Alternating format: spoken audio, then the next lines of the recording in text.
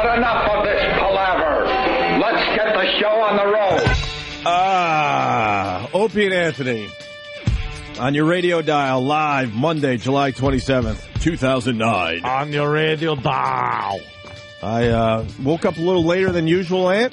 Did ye? I get in my ride, which is Kenny's car. Of course it is. I'm up maybe for 7 minutes, and the entire ride in, I had to hear about hail that hit his car, and that he only has a $250 deductible for an act of God, and that he's calling his insurance company, and he has 8 dings, and the hail was as big as softballs at times.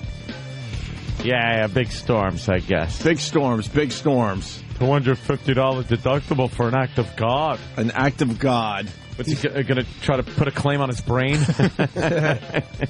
So, I had to act like I really cared about his dumb car and the hail hitting it. Did it dent it up? Did you see it? Well, as soon as he said it was hitting the front of the car, what do? I lifted, take a look. I lifted up off my seat a little, and I'm like, oh, wow.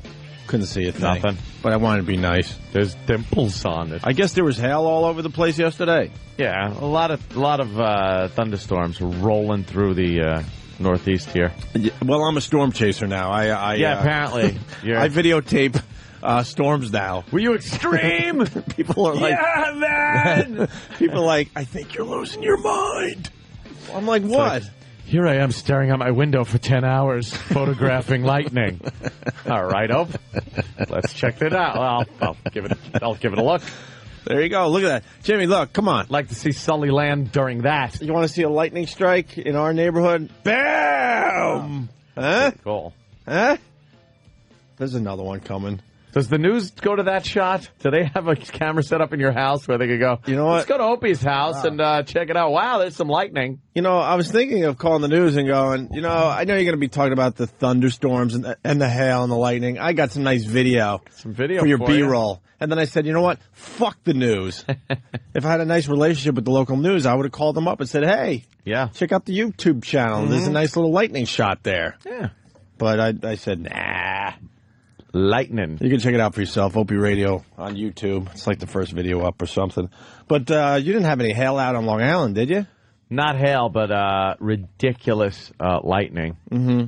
And when there's ridiculous weather over at my house, just at my house, it's a big cloud that just lingers over my house. In my area, I'm such a geek. I have an app on my iPhone where I could listen to air traffic control and Kennedy approach. Oh, wow. I listen to those guys, and it gets a little busy. Ooh, it gets a little busy. Do you hear any panic? No, not panic. They are fucking cool as cucumbers. Even in a lightning storm? But a lot of thunderstorm, whatever? A lot of the pilots requesting different altitudes. And kind of want an answer fast. Yeah. Like, I'd like to be at 4,000 right now. Really? Now. Could you, and it's like, and then sometimes they're like, nah, how about that request 4,000? I'd really like to I'm heading toward a fucking giant thundercloud. Can I please just go to 4,000? I'm basically heading toward God's eye, I don't want to be near that. Plane full of death. Yeah. I really could appreciate 4,000. Maybe turn to 270 or something. Just their voice a little more excited than usual, right? Yeah. And then you hear some of the, and then you just hear the chick voice come in. It's like, yeah. I would like to bring down to about 4,000. And I'm like, dead. They're all dead. Chick pilot. Chick pilot. I haven't had a chick pilot in a while. Yeah, usually that's like the first officer, I think. Yeah. I think they're doing the contact there. Let's say hi to Josh in D.C. Josh. Good morning, Bubba boys. Hey. Birthday, Jimmy. Hey, buddy. You said Kenny's deductible was $250 for, what was it, an act of God up? Is that what you said? Yes. Yeah, what's deductible for a finger of God? The finger of God poked his hood. The finger of God poked my car. Over and over again. With hail. Like if a fork drops on his car, is that considered a finger of God? See, yeah. Kenny is obsessed with his car. He just got a brand new car, and I really wish he didn't, because now we all have to look at him as he studies his car every single day. You've seen that, Jimmy, right? The studying of the car. It's his new vehicle. Yeah, he'll obsessively look at it. Obsessively. And then he'll tell the garage guys, "What's this?" Because there might be a little smear somewhere. Oh, you don't want to smear, you don't want to scratch or ding, nothing. I got a new car recently, and I just hit it with a hammer. I said, all right, there you go. What you got now I don't have to worry about any more dings. I hear you got to do to get the first one out of the way, because that first one, oh, does that make you angry? Oh, does that make you angry? It makes you angry, but think about it. After that day, what are you thinking? You're not obsessively worrying about someone, tapping into your car, right? You can relax a little bit now when you park. That new car, right when you get something new, though. I hate getting new stuff. Oh, you park way out of the way in the parking lots. You'll walk like a half a mile in the mall parking lot because you're parked the furthest parking spot away. And then some asshole will always pull right next to you. Doesn't matter. There can be no parking spaces next to you. Empty parking spaces. And someone will just pull next to you like, you motherfucker. Yeah, human nature sucks. That's the same thing with movie theaters. You go into kind of a movie theater not too crowded. You got plenty of open room in front of you. You sit down nice, and what happens? 9 out of 10, what happens? Tall guy right in front of you or somebody. Fat person next to you. Close enough where you're like, why? Get away. The theater's pretty much half empty. Go sit somewhere else by yourself. Get away. What, do you need my warmth? You're not going to get it. Yeah, but you know what, though? When you get the first ding, then instead of parking really far away, now what are you doing? You're squeezing into spots that you probably shouldn't be squeezing into. You're attempting parallel parking that you shouldn't be attempting. This is good. What's a couple of dings on the bumper? That's what bumpers are for. But that's what I'm saying. You get upset, and then it's actually a good place to be. Then it's over. I wrote down a bunch of things because we were rocking here before the show started. The hole-in-one. Oh, so Travis... Wow. Travis writes me because he knows I'm a golf fan. He writes the news thing for all of us, and then he wrote me a little side email. He's like, "Did you see the hole-in-one at the Canadian Open?" And I'm like, "What? Canadian Open is cares? Who gives a crap?" Pretty much all the big stars that play golf in America, they don't go up to Canada for the Canadian Open. No, for whatever reason. If I was a Canadian, I'd be insulted because the big guys just don't go and play that tournament anymore. But Canada. But Travis goes, "Did you see the amazing hole-in-one at the Canadian Open?" And if you're a golf fan, I mean, it's cool to see a hole-in-one, but you're not going to go out of your way to like search them out. No. But Travis is like, "No, you really got to see this one." I'm like, "What? All right, so it's a par 3. The ball lands on the green, backs up, goes in the hole. Wow. Yeah, you figure it was one of those backspin ones. I mean, they're the pros, so it happens more often than, obviously, the weekend golfer. Yeah. And then we got in here today, and Travis was like, "No, you really have to see this. Do yourself a favor. How do we get there? You got to see this hole-in-one from the Canadian Open." Travis is right. Basically, the guy lands on the green. Who was it? This is Leif Olson. Leif Olson, okay. Lands on the green, and it was for a car. It was one of those holes where they have the car sitting just off the green. Tee off right there. The ball backs up, nice spin, bounces off the other guy's ball that hit before him, and then rolls into the hole. He basically did a bank shot in golf. Yeah, bocce. And I'm like, I go, when did this happen, Travis? I thought this was like 10 years ago. It's just one of those videos on YouTube that never goes away. Yeah. He goes, no, this happened over the weekend. Like the greatest hole-in-one ever happened over the weekend. I mean, you show me one that's better than that. And look, he wins a nice Beamer. And there's the car right on the right off the green that he just won for the hole-in-one. She gives him the keys right there, and I guess imagine if he just peeled out and ruined the golf course and drunk drove into somebody. Doing donuts on the green. It was a public relations disaster. He got drunk and started yelling like anti-government sentiments, running people over. Racial epithets as he's dragging somebody in a circle, just T-bones a golf cart and just killed everybody. I love how you said it was a public relations disaster. Oh, really? The people at BMW can't be happy with this. Right. They're distancing themselves, the golf organization, everyone's distancing themselves, and this man is... But the actual hole-in-one was so amazing, maybe they let the guy go, Yeah, they're like, well, I guess we have to let him keep the car, technically, even though he did use it in vehicular manslaughter. You guys aren't golf fans like myself. I am. Although Ed likes to play every once in a while. Badly. But that's pretty fucking amazing, right? Even for someone that's not into golf? A bank shot. Yeah. So it's Leif Olson, amazing hole-in-one. Leif Olson. The best ever golf. Wow, this guy doesn't know how to name his video. Jesus Christ. If you just search Olson hole-in-one. All right, thank you, Dan. Because then they have the weird date where it's 25/07/2009. Oh, yeah, the 25th day of 07. And then he writes HD in the title, so you'll find it, but it's definitely worth it. It's worth checking out. And then the other thing, the fat B-roll we enjoyed. Yeah, we can't get enough of fat B-roll.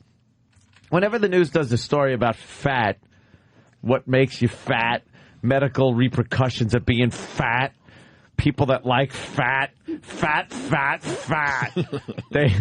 They show what is called B-roll in the business. It's when they just send some guy out with a camera and they give him instructions like, hey, get some video of fat people. But here's the very important part. We know they're never going to sign a release, so you can't get their face in it. So it's neck down, fat people.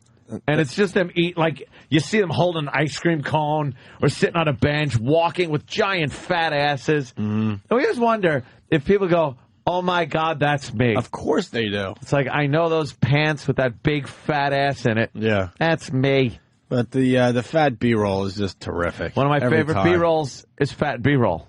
Fat B-roll. Fat B-roll. Yeah. It's one of my favorites. Of course. So they were rolling that this morning. I don't know why, but who cares why? Yeah. Who cares? It's more fat B-roll to watch and laugh at. Speaking of fat, one of your favorites growing up is a fat pig now. Oh, no. And we interviewed her many years ago, and she was a piece of ass. You got to be talking about Marsha Brady. Absolutely. She fat? Yeah. I saw her recently. She is now wearing muumuu dresses. Ew. She had a book come out recently. She looked good. She was on Celebrity Fit Club. I used to watch that show until they came up with no. Biggest Loser, which is a much better show than Celebrity Fit Club. Yeah. Because Biggest Loser, they force you to live on a ranch for, I don't know, a month and a half or so. You can't do anything but hang out and lose weight, which makes the show amazing when these guys are dropping ridiculous amount of weight. Celebrity Fit Club, they fly to L.A. once a week to do a couple dumb things, get weighed, and then they go back to their regular lives. It's Where they just eat like slobs. Our pal, Dr. Ian Smith, it was great for his career, but, Biggest Loser is way better than Celebrity Fit Club. Anyway, Maureen McCormick was on there, and she lost some really good weight. Yeah. And then she went back to her regular life, and now she's a big fat pig again. And one of those gossip shows yesterday did a piece on her. Like, now they went into her kitchen, kind of like an intervention, and they went through her cupboards and her refrigerator. It's got to be really embarrassing for a fat person, because now she's standing in her kitchen in her muumuu dress, all awkward, as they're going through her cupboards and going, well, this isn't healthy, and ring dings and ice cream and this and that. Just all sorts of horrific, food that you shouldn't be eating. But wouldn't you know they're going to go through your stuff and kind of make it better? Like, I would have all, like, low-fat stuff. Yeah, I would have nothing incriminating. Yeah. That right there was America's little sweetheart. She's not that bad. She's chubby, but she's not like... Well, that's not the recent picture, Jimmy. And even that, she's chubby. Yeah, you can't be she's Marsha fatter Brady. than that. You can't go through. You got to uphold your Marsha Brady-ness. Oh, my thyroid. Oh, my thyroid. So the fat B-roll. Diamonds cutting her back. Go help some psychopath put a fucking chair in his van, you piece of shit. Every other, this is a nice goober from Whackbag. Every other guy in the fat B-roll is wearing an O&A shirt now. Yeah, that's true. And then I watched a lot of TV over the weekend because it's fun to have the flu in the summer. Especially on such a horrible day like Saturday was. You don't have the flu? Well, I don't know. I was starting to think swine flu, to be honest with you. No. I was sick all last week, but not too bad. And then the sore throat hit like Wednesday or Thursday. And by Friday and Saturday, I couldn't move, and I was on my fucking back just hanging around my apartment in the middle of summer. Oh. It's infuriating. Yeah. So I watched a lot of TV. I'm totally fine now, so it must have been like a 24-hour bug or 48-hour, whatever. Whatever was on that gum. Huh? Whatever was on that gum. Going back to that gum again. Yeah, that's it. It was still worth it for the shock that I caused. Lockup. You guys watch Lockup? Love Lockup. You do, right? Yes. That MSNBC, when there's nothing else on the weekend, God bless them for They have like a Lockup. marathon. I watch nothing but prison shows, cop shows, detective shows, like the real ones, not fucking fake, CBS, CSI shows. Just the real ones where things like that, cop shows, Cold Case Files. Like, all those shows are the best. And Lockup. Yeah. Well, this one was on some California prison, I believe, over the weekend. And I was thinking to myself, if you take the California prison and you take, the Rikers prison, and then you have some friendly competition. Oh, friendly. See which prison is tougher. I told Ed before the show, I'm like, where do these monsters live before they're caught? Because they're the scariest people on earth. Monsters. With the tattoos all the way up to their, their foreheads and... Holy crap. Would you be scared if you got in trouble? Frightening. Like, say it was for something nonviolent, like there was some kind of, let's say your agent made a tax error, and you didn't even do anything criminal. Oh, my God. And, like, they said, look, you got to go for a year. It's mandatory. I would be butt raped as I was signing in. Yeah, it would be over. That's the first thing I was thinking. I'm like, how the fuck would I avoid a butt raping? Yeah. Shit while you walk constantly. Constantly walking shit like a horse. Because these guys you know something? That wouldn't even help. No. There'd be some guy who goes, I like shitty asses. These guys were monsters, and prison, take away the crime and how much time they're doing and all that, because, that's a different discussion, obviously. But it seems being in prison is just exhausting. Yeah. You have to watch your back constantly. Mm-hmm. And they have the most mundane rules. Like in the real world, these rules, people would just laugh at you. Mm-hmm. Like in prison, if you use someone's chin-up bar, you're going to be killed. Yeah, and why not? You're going to be killed. If you work out before they allow you to work out, and I'm not even talking about the prison. Now, you go out in the yard and it's time for the workout. Now you have to wait for the gang, whatever gang runs the yard, to tell you it's time to work out. And usually you have to work out in a group. And there's like secret exercises and all this crap. It just seems exhausting. You just can't be a guy that just wants to do his time, go out, work out a little bit, walk around. You got to be in a gang. You're constantly looking over your shoulder. It's like the gazelle at the waterhole thing. Yeah. You're constantly you look around like, it's gonna bite my throat out today. They're explaining you got to be careful how you look at people. Yeah, and everyone knows this, but you're like, all of a sudden you look the wrong way. You look up and, my God, I'm looking right into this guy's eyes. I didn't mean to. I disrespected him. I'm dead. Now I got to, make a weapon. I would walk right over there. I'm telling you guys, it's about staying in shape. I'd walk right over there with my headband on, and I'd get into an Olivia Newton-John type of workout, where I'd shadow box and lay on my side, lift my one leg, and it'd be really I would get a step platform with leggings and a headband and pink wristbands and do step. And 1 and 2 and 3 and 4. That's how many dicks are going into you. I know. 1 and 2 and... Come on, you sodomites, get up.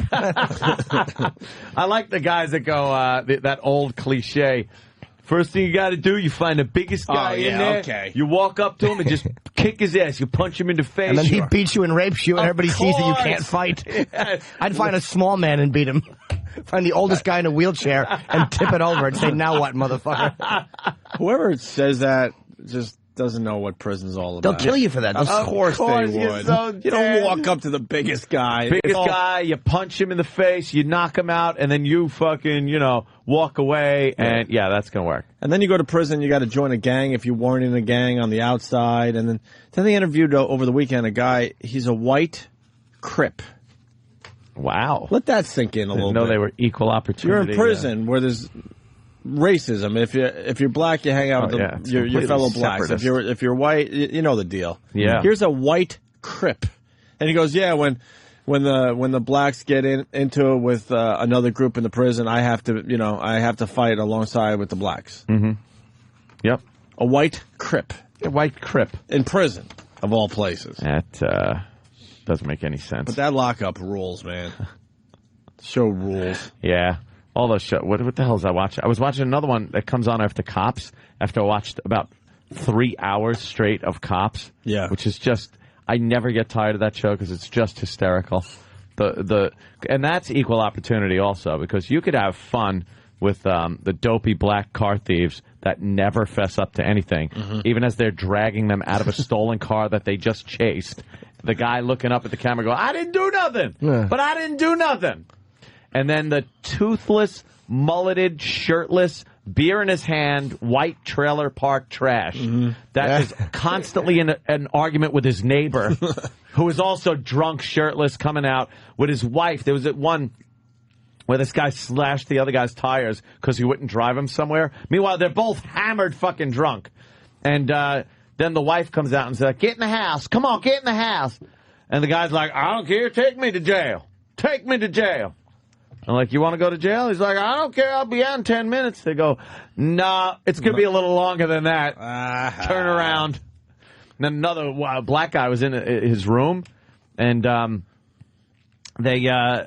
he's going, shoot me then. Shoot me. I don't care. Take out your 9 and shoot. And it's like, how do these cops not just shoot him? Because he's a big guy. And you're looking on, all right, you know this is going to end with that big struggle and them trying to get his hands behind his back. And it did. And this guy had, like, big arms on him and everything. They got him down. There was, like, 3 or 4 cops it took to get this guy down. But you watch this, you just go, oh, my, this is fantastic. There are men out there. I love it. There's a guy I saw at a prison show. It was a black guy, and he used to break handcuffs. Did we talk about that guy? Oh, shit. I think we might have mentioned him once, but go ahead. He did again, yeah. Push-ups. No, but I mean, I think you and I off air talked about it. He's the guy he was mentally not, he was not a bright guy, but he was trying to be like pleasant, but he was just a murderous guy. Like, they said that you couldn't cuff him because he would literally break cuffs. He was just like, it's like, how do you deal with a man of that ilk? That's like fucking Kong. Well, it is. It just breaks those are high tensile steel chains. No worry, no worry. I was gonna say, I mean, the cops. I'm amazed they're not shooting more. I know, because when you come upon one of these guys that could break handcuffs, why wouldn't you just like pull out your piece?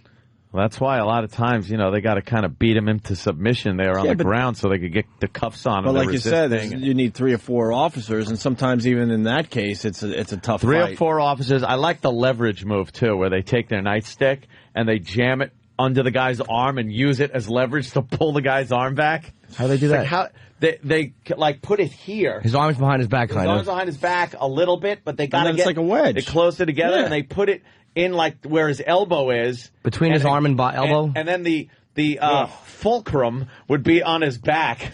And then they just pull that fucker back. That's why they're shaped like that, right? Yeah, it's just, wow. Amazing. It's fantastic to watch, but man, what a thankless fucking job. Oh, it sucks. But this you got to touch. I would want to just touch those people. There's lockup. Horrible. And then there's a problem, and then the correction officers have to put on the gear. I'm like, oh, why? Yeah. And they pull the shield out. Oh, my God. But that's problem for cops, though. At least there's 8 of you, and you all have gear on. Yeah. Like, that's not as bad. It's like when you're individually, you have to deal with somebody who's got a problem. But on this show, when you see them put the gear on, you can see it in their eyes like, oh, this isn't going to be fun. Yeah. And then everyone's like, are you ready? And they're in like a little wedge. They open that cell door and they get, oh my God. And then the one guy with the pepper spray and the other guy, it's like, we got to deal. Can't this guy just go to the mess hall in peace? Stop throwing your shit at everybody. That's what they do too. Yeah, they'll piss. And then I went to bed scared. I'm like, where are these monsters? Before they're in prison, they're out. They're out doing their thing. Here's a retired correction officer. Oh. Sir, I don't have your name. Mike. Hey, Mike, what's up? Welcome to the Opie and Anthony show. Yeah, I was listening to you talk about, like, if you use equipment, you'll get messed up. No, what it really is, the worst thing is the telephone, because they have slot time. The convicts will have slot time, like the ones that are trying to run the house, and a mate will come in. There won't be no one on the phone. He'll get on the phone, and then he gets cut. And they'll slice him from, like, his ear all the way down to his chin. Wow. But, if you're a white boy, it's pretty hard on Rikers Island. I mean, I retired in 2004 because the whites are very outnumbered there. So they usually will hang out with the Spanish. But, yeah, I mean, the raping thing, I've never really seen much of that. The only ones that ever to hear that. got raped were actually homos. That you know what I'm saying? But like the raping thing, I never seen it. But as soon as you walked into the housing area, and this is back in like the 80s and the 90s, but as soon as you walked in the housing area, if you were a white boy, they'd surround you, they'd take your shoes, they'd take everything. And if you go to the correction officer, then you consider the snitch. Then they'll kill you. Now, but why do they allow that to happen? I mean, I don't care. You know, if you got yourself in a prison, whatever. But I'm just like I said, that's a discussion for, you know, maybe later today or another day. But why do they allow the white boy to just be completely surrounded like that, and all his stuff taken away? And it's really hard. I mean, it's really hard. You know, there's usually, like in a dormitory setting, you got 100 inmates on each side and one officer with them. So there's really not, you know, really that much you can do. You know, I mean, do they at least? You don't got no stick. You don't got nothing. I mean, now you got pepper spray. Years ago, you didn't even have pepper spray. You just had your fist. And, you know, you start fighting. They had like a body alarm. You press that, and then the squad, you know, it's the guy who suits up and stuff. They would come. But you got 2 minutes. Yeah. Hey, do they at least put the white boy in with another white boy, or even that's a hassle where they put you in with a black guy, and obviously in prison, blacks hang out with blacks, whites hang out with whites. That's got to be a nightmare. Rikers Island is a lot of dormitory settings, and if you got a cell area, there's only one person in the cell area. It's like college, Opie. See, because I'm at least thinking like, all right, if I got my own cell, so if I'm a little scaredy cat, I'll go to my cell. But if you've got a dormitory setting, you can never rest. You can't do nothing. I remember right before I got out, Marc was in the prison I worked in. I was in C-73, and he was playing the MO house. You know, he was all cracked out and stuff. And I knew a friend of mine, who actually got a football sign for him, and he got fired. Oh, really? Hey, let me ask you. Let me ask you a question. I'm a 41-year-old guy, white guy. I go into Rikers Island for something. No, I'm not a violent guy. I don't have a fight. What is exactly my process when I walk in? Because you can't walk in all of a sudden after 41 years, try to use my acting skills and pretend that I'm tough. It's not going to. What happens? What you were saying before, like if you just commit your first crime, they got classification now. Years ago, they just threw you in with the rest of them, but now it's like a classification system. So if you're like you haven't been arrested before and it's a nonviolent crime, you won't be with murderers, because what was happening is you would have a guy that, you know, just got busted with a pound of pot, who has to do 6 months, and they're putting him in with a guy that's doing life, you know. So it got a lot better. They took care of Carrick, Bernard Carrick. He fixed a lot of stuff. But, but I mean, if I have to confront that situation, like where like you're going to have a fight probably at least once. Say by the phones, I got to make a phone call. And I have a fight with a guy. Now, if I fight that guy and get the shit beat out of me, does that what's the process? Okay, let me just say he doesn't have a heart attack in the middle of it, then I win. Thanks. But I fight, he beats the shit out of me. Now, is that guy going to beat the shit out of me every day? No. What they'll do is they'll move you to a different housing area where another guy can beat the shit out of you. You can request protective custody. But if you did, like I said, if you just got into a housing area, white guy, 41, never been in jail before, and went to that phone, you're probably getting cut. You know, they're not just beat up. It's just exhausting. I mean, and at least in the real world, they were what? He's very excited to be on the air. For nothing. I mean, he's used to being able to talk. So, like the shivs they make are like ice picks because they try to puncture a lung. It's not like they have these big knives. It's mostly small stuff so they could puncture your lung. That's what they go for. But how about if I said I needed to make a call? Well, you'd have to pay somebody. I needed to make a call. If I said, look, you don't understand, it's important. You see, you could go to the officer, and the officer will let you use that phone. But then you got to deal with them afterwards. You see, that's what it is. It's very hard for the officer to protect you. You know, I mean, he's not there all the time, or she's not there all the time. Right. You're highly outnumbered, you know. So, yeah, I can get you on the phone. Sure, I'll let you make a phone call, but you got to deal with it afterwards. Are you protected in protective custody? You could sign in, but they don't let everybody go in. But are you protected when you're there, though? Is it pretty safe? What, Rikers Island? No, in protective custody. Jesus. Oh, yeah. Pretty much, you're with guys that, either, just be afraid or, like, gang members that don't want to be gang members no more. They got to go into PC because then, the other gang members will try to kill them if they try to get out, Okay. Or you can go to the homo house. That's like PC, too. The homo house. Hello, welcome. Yes, PC, it's a plethora of cock. Welcome to my humble home. All right, guys, I got to punch out. Thanks a lot, Mike. man. Very informative. There goes Mike. Let's say hi to Dave in New Hampshire. Dave. Yeah, hi. I just driving to work in a prison, and you're trying to scare the shit out of me. Do you work in a prison? Yeah. Where do you work? Like, what do? You're a guard officer? No, I take care of the alarms and the video systems. Oh, so you're just all right. So you're just going in there for a job. Oh yeah. But I go in and I spend a lot of time in and out of the yards. I get to look at all the videotapes and things and make copies of them so they could send them to court. Can I tell you? I watched at your recommendation. Actually, I saw Tyson when I was away. It was on the hotel pay-per-view. When you were in Atlanta? It fucking blew me away. It was so... What about the filming of it, though? I didn't even mind that. Did he go over the top of the filming or not? Maybe a little, but it wasn't as much as I expected. I expected it to be a lot more than that. Right. A couple of little tricks I could have done without. But it when all of a sudden there was 3 or 4 Tysons on the screen talking at the same time, and then he's fading in and out. Yeah. The filmmaking, I thought... Sorry, I want your... Sorry. That's right. I think the filmmaking annoyed the piss out of me. I thought the movie itself was amazing because Tyson... We saw Tyson in a way we've never seen him before. I think it was... I was expecting that. So I was like, I think I expected it to be more than it was. Right. He probably did that just because he didn't want it to just seem like a boring interview. I could have done without it, but it didn't bother me. Mm-hmm. But Tyson was... It was so... fucking good. Mm-hmm. I couldn't believe that just interviewing this guy and the clips where it was moving, but it's talking about prison, and he admitted that he was scared when he was in jail. And he's like, you see things there that you just can't believe one person is doing to another person. And he was talking. I actually now believe that he didn't rape Desiree Washington. I always believed he did it until I saw him. Really? Until I saw him go, and that wretched, awful, the way he talked about her, I'm like, no one rapes a girl and gets convicted and then just talks about it. He really hates her. I'm with you, yeah. I firmly believe he didn't do it. How he talks about her, you're absolutely right. I firmly believe he didn't do it now. What an amazing movie. Women's group's after you. Well, you realize that Tyson was... Too bad. I think he's into that. Tyson is a smart dude. Yeah. And a lot of people are looking at their radios right now going, what? Watch Tyson, the movie, or whatever the fuck the name of the movie is.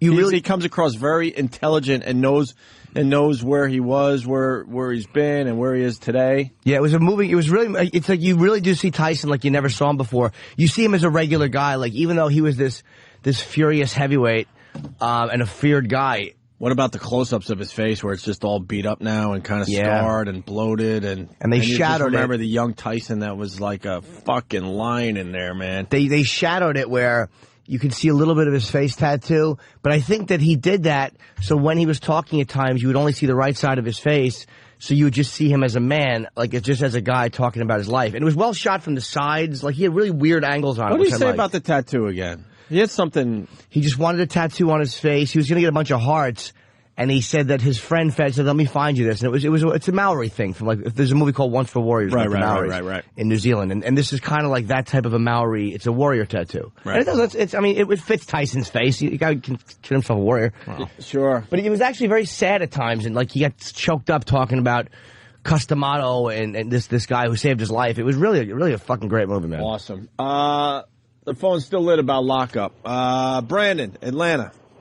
Good evening. Hi. Hey, Brandon. Hello. Hey, how's it going, guys?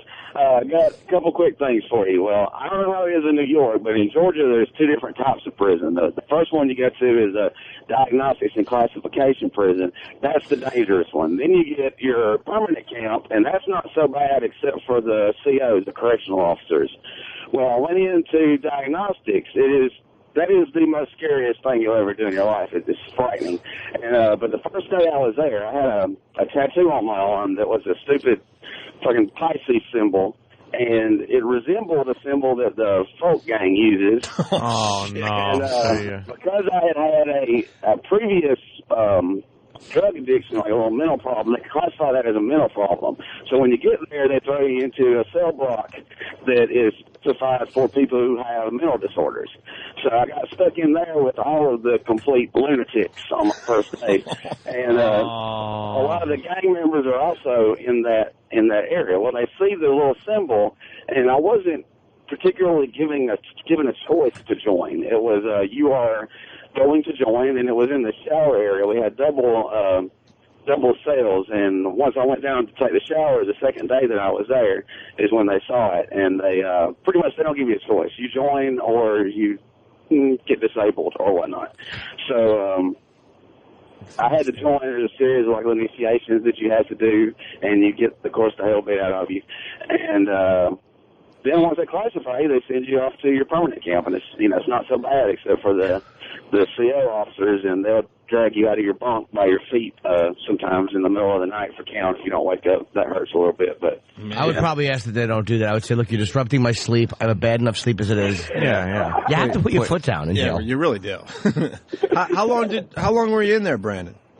2 years. 2 years for what, if you don't mind me asking?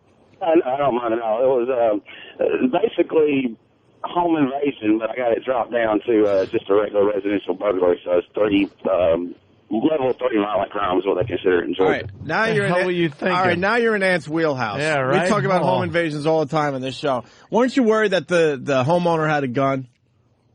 Well, it wasn't a situation like that. I didn't. We weren't robbing the guy per se because we just wanted to rob somebody. He kind of owed a friend of mine, so and did a crystal meth. So we went over to his house and.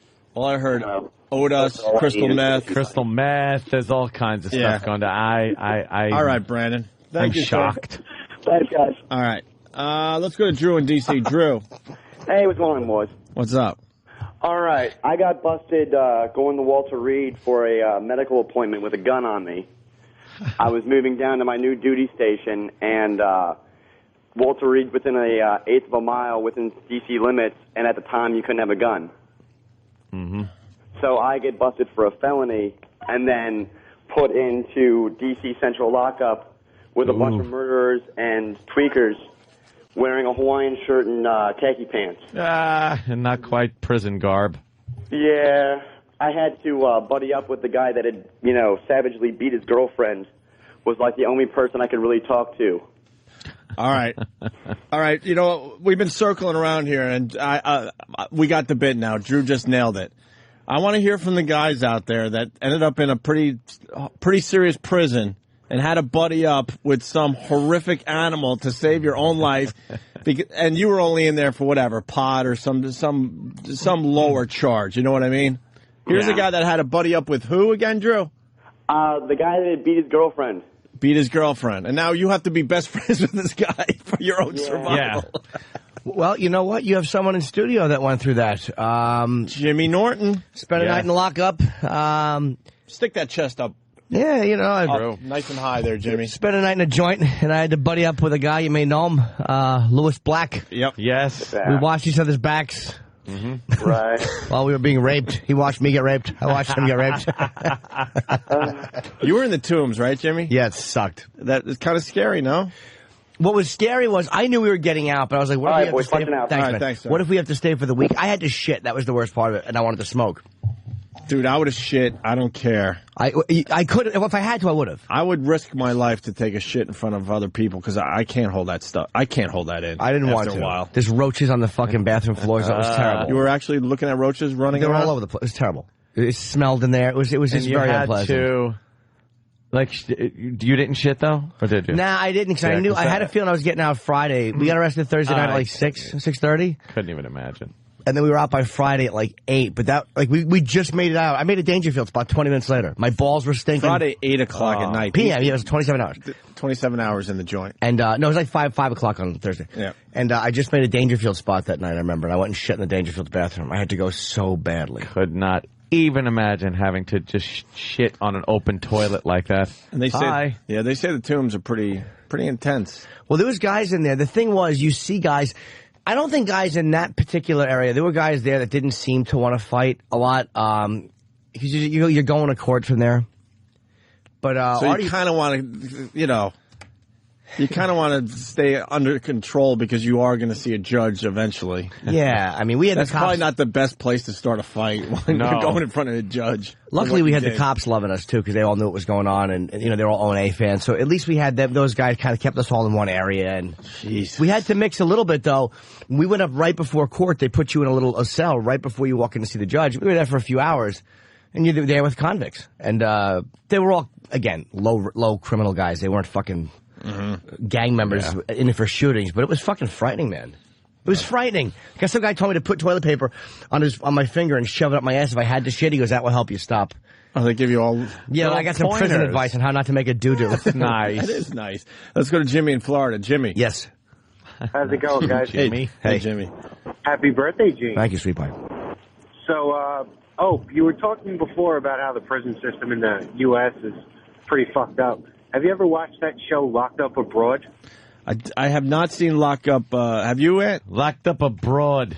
No, I saw that when it was that one woman that was smuggling weed or something, said she didn't know. Oh, in Indonesia? Yeah. La Chapelle, her name was, I think. You think that would be a bad place to be locked up, Indonesia? She got 20 years. Luckily, they put you to death for that. That's death. Horrible. Oh, amazing. What do you got on that, Jimmy? Nothing. Just bringing it up. I'm sorry. Okay. You know what? No, I'll take a peek on your recommendation. Was a moment. That's okay. I'll take a look at that. I'll have a full report. Thanks, Jimmy. Full report. Guys, all right. Here's a Nazi Jew. What? Are you a Nazi Jew, it says? Yeah, you can say that. You can say that. All right, what do you got? Look, I was locked up about 20 years ago on a fucking weed charge. I got set up by a buddy of mine. Got sent to state prison in Atlanta, Georgia, actually south of Atlanta there. And had to buddy up with some guys that were in there for murder, had disturbing double life for murder. I think he murdered his girlfriend. But while I was in there, I kind of met, but didn't want to talk to, the Atlanta child murderer, Wayne Williams, the guy that killed all those kids in Atlanta. Yeah. Oh, yeah. I wasn't going near that dude, but, I was kind of in the same vicinity. That dude was tiny, man. His wrists were like fucking, you could put my hand, like my fingers around his wrists. I don't see how he could have done what they said he did. I mean, I'm sure he did. It's children. It's still children. I mean, you got the upper hand. Well, they were also... No, some of them were like 18 or young men, yeah. Right. But he also, he might have drugged them or something. You could put something in someone's drink if you get them to trust you, and then once they're out, you can do what you want. Drill holes in their head. Put Drano in there. Somebody while I was there. Sorry. Who did that? Jeffrey Yeah, Dahmer. they electrocuted somebody while I was there, and the lights actually do dim. Or they did it this one. Wow, nice. That's probably crazy, man. That's probably the boys just fucking with you guys. All right, just flicker the lights a little bit. Yeah, right. They're probably just fucking with you. Fuck with them. Yeah, Jeffrey Dahmer wanted to actually make like zombies. He wanted to make sex zombies out of his little boy toys that he'd bring home. So he drilled holes in their head with just a power drill. While they were alive. Yeah, while they were like drugged. But they weren't knocked out drugged. They were just kind of... And he drilled holes in their head. And then like pour like Drano in there and other things to try to slow them fuck down. their brain up so he could make them just sex slaves for him. But then, it always ended, well, I guess now I got to kill you and put your head in a pot and boil it. Eat your jowls. He wasn't a good boy. No. Jeffrey was a fresh boy. He was very naughty. You think he had problems, Jimmy? That's a guy with fucking major problems. Major problems? Major. I heard he was killed in jail. Had nothing to do with his crimes. I heard it was because he cut somebody on a lunch line or something. He did something fucked up to somebody in jail. Yeah, it wasn't even that. That's exactly what we're talking about today. A disrespect thing. Yeah.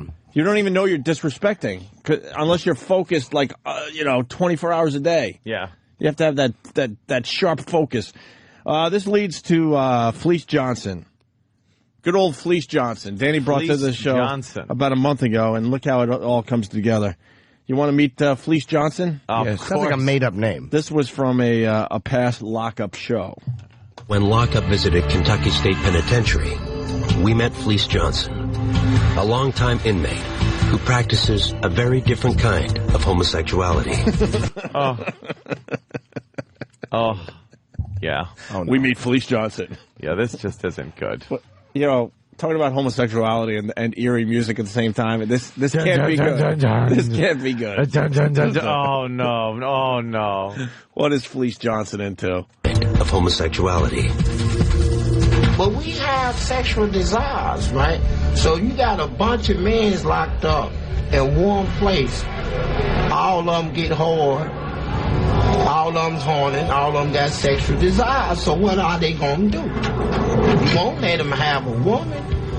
They going to have each. Somebody's going to have to give us some booty. And it's just that simple. The most memorable story that Fleece told us was about the place and importance that booty as in a maximum security penitentiary. And he went on about it and on about it. In his prison, booty. Booty was more important than food. Booty, a man's butt. It was more important. I'm serious. It was more booty, having some booty was more important than drinking water, man. Oh my God! I like booty. I like booty. Booty. Yes, booty. Was there a little bit of booty? Yeah, enough about the booty. Oh, yeah, right? When you give up the booty, you get all sorts of stuff in the joint there, Danny? Is that what they're saying, this Fleece Johnson? That. No, I think he was just saying that I think the desire is so, it just overcomes you, and it gets to be to the point where being hungry and eating a sandwich is, it's Jimmy, would you be a booty guy, knowing they would just take care of you? But they're not. No. What do you not. think? They're nice just giving you an achy asshole. So this goes back to how this started. So even if you go, all right, I'm going to be booty guy just because I'm exhausted. You're just getting fucked. I don't like looking over my shoulder anymore. I'm just going to be booty guy. You're just getting fucked. They still fuck you up. Yeah. Because my luck, I get the one who wanted to kiss, too, after. Like, who'd want to trail spit between our mouths and who'd want to hold my face with his fucking angry, dirty prison hands. It's like, what do you think? You're getting respect for letting another man put his cock in your ass? You're getting no respect. So no matter what, it's just exhausting. You're done. Just exhausting. Johnson went on to tell our crew how he used to satisfy his sexual desires, especially during the 1970s and 80s, when he was most active and prison security was more lax. When I see one, and he looks good to me, when I go see him, I say, you come here. I said, I'm telling you what, I like you, and I want you. And we can do it the easy way or the hard way. So the choice is yours, right? And it was always yes. Johnson also had a warning for the new generation of inmates. They might be asking for trouble from old-timers. You know, they got this thing where they sag their pants past their butt. It's a style. They call it some sort of gangster style. You know, it's style to us, right? And see, but they weren't prepared for this, right? So you sag your pants in her, man, somebody be up in your butt. Oh, wow. So if you wear your pants low slung, the old timer's going to be like, yeah, I like that. But what is the different kind of homosexuality he was talking about? He likes to fuck butts. That's pretty gay 101. Isn't he the one that talked about tossing salad? No, that was a gay guy. This is No, there was a guy that talked about not him licking ass, but somebody else licking his ass. Yeah, putting grape jelly in it, right? Yeah, yeah. There's a gay guy, I think, in an HBO documentary, tossing salad. I remember that guy. Gay? I believe so. Spectro from Michigan writes, this sounds like a Saturday Night Live skit. Yeah. Johnson even let the lockup crew know that when he was in his prime, they wouldn't be safe from his advances either. Stop. If y'all had been in her back then in them days, and as much as I like booty, I probably felt one of y'all butts as y'all was walking past me and dared you to say so. I'm not no shame in my game. This is nothing that I'm ashamed to admit. I am what I am. I'm a warrior too, you know, so let that be known. I'm a warrior. The thing here's the music that they didn't need. All he said is when one of y'all walked by, I'd have grabbed your butt. Yeah, so he'd have grabbed. I'd have feel insulted if he didn't. Yeah, I'd have giggled and said, "Cut it out, you." What's the matter? He doesn't like my butt. What's wrong with me? That's what I would have. Grab my butt? No way, no how. There's Fleece Johnson. Mr. Grabbing butt hands. Yeah. Yikes. Yeah, salad toss guy was. This is the guy. I think this was an HBO show. I think. Oh, is this toss salad guy? Yeah, this guy's great. First of all, right, if he's a newcomer, right, I want him to suck my ass with jelly, what they call toss the salad. That's the slang word, toss the salad. It means sucking my ass, right? With jelly or without jelly. Some people use syrup. I prefer a guy to use jelly, right? I will reach my climate. right, I will automatically get hard, right? I will, come automatically if he's sucking my ass for about 10 minutes or longer, right? It's a sensation feeling. It makes you feel real good. Most all gays do that. You know what I'm saying? Like guys to suck their ass. It's just like a pussy, right? But the only difference is it's not a pussy, right? It's clean. The person's decent, and the person know that that's an asshole, but in mind, he's looking at it as a pussy because he's in prison. So, toss my salad, and let him eat me, and we straight. That's it. That sounds reasonable. Can we hear that? He makes it sound reasonable. See, you didn't need the... Oh, it's all the ominous eating ass music. Can we hear that same clip with the Benny Hill music?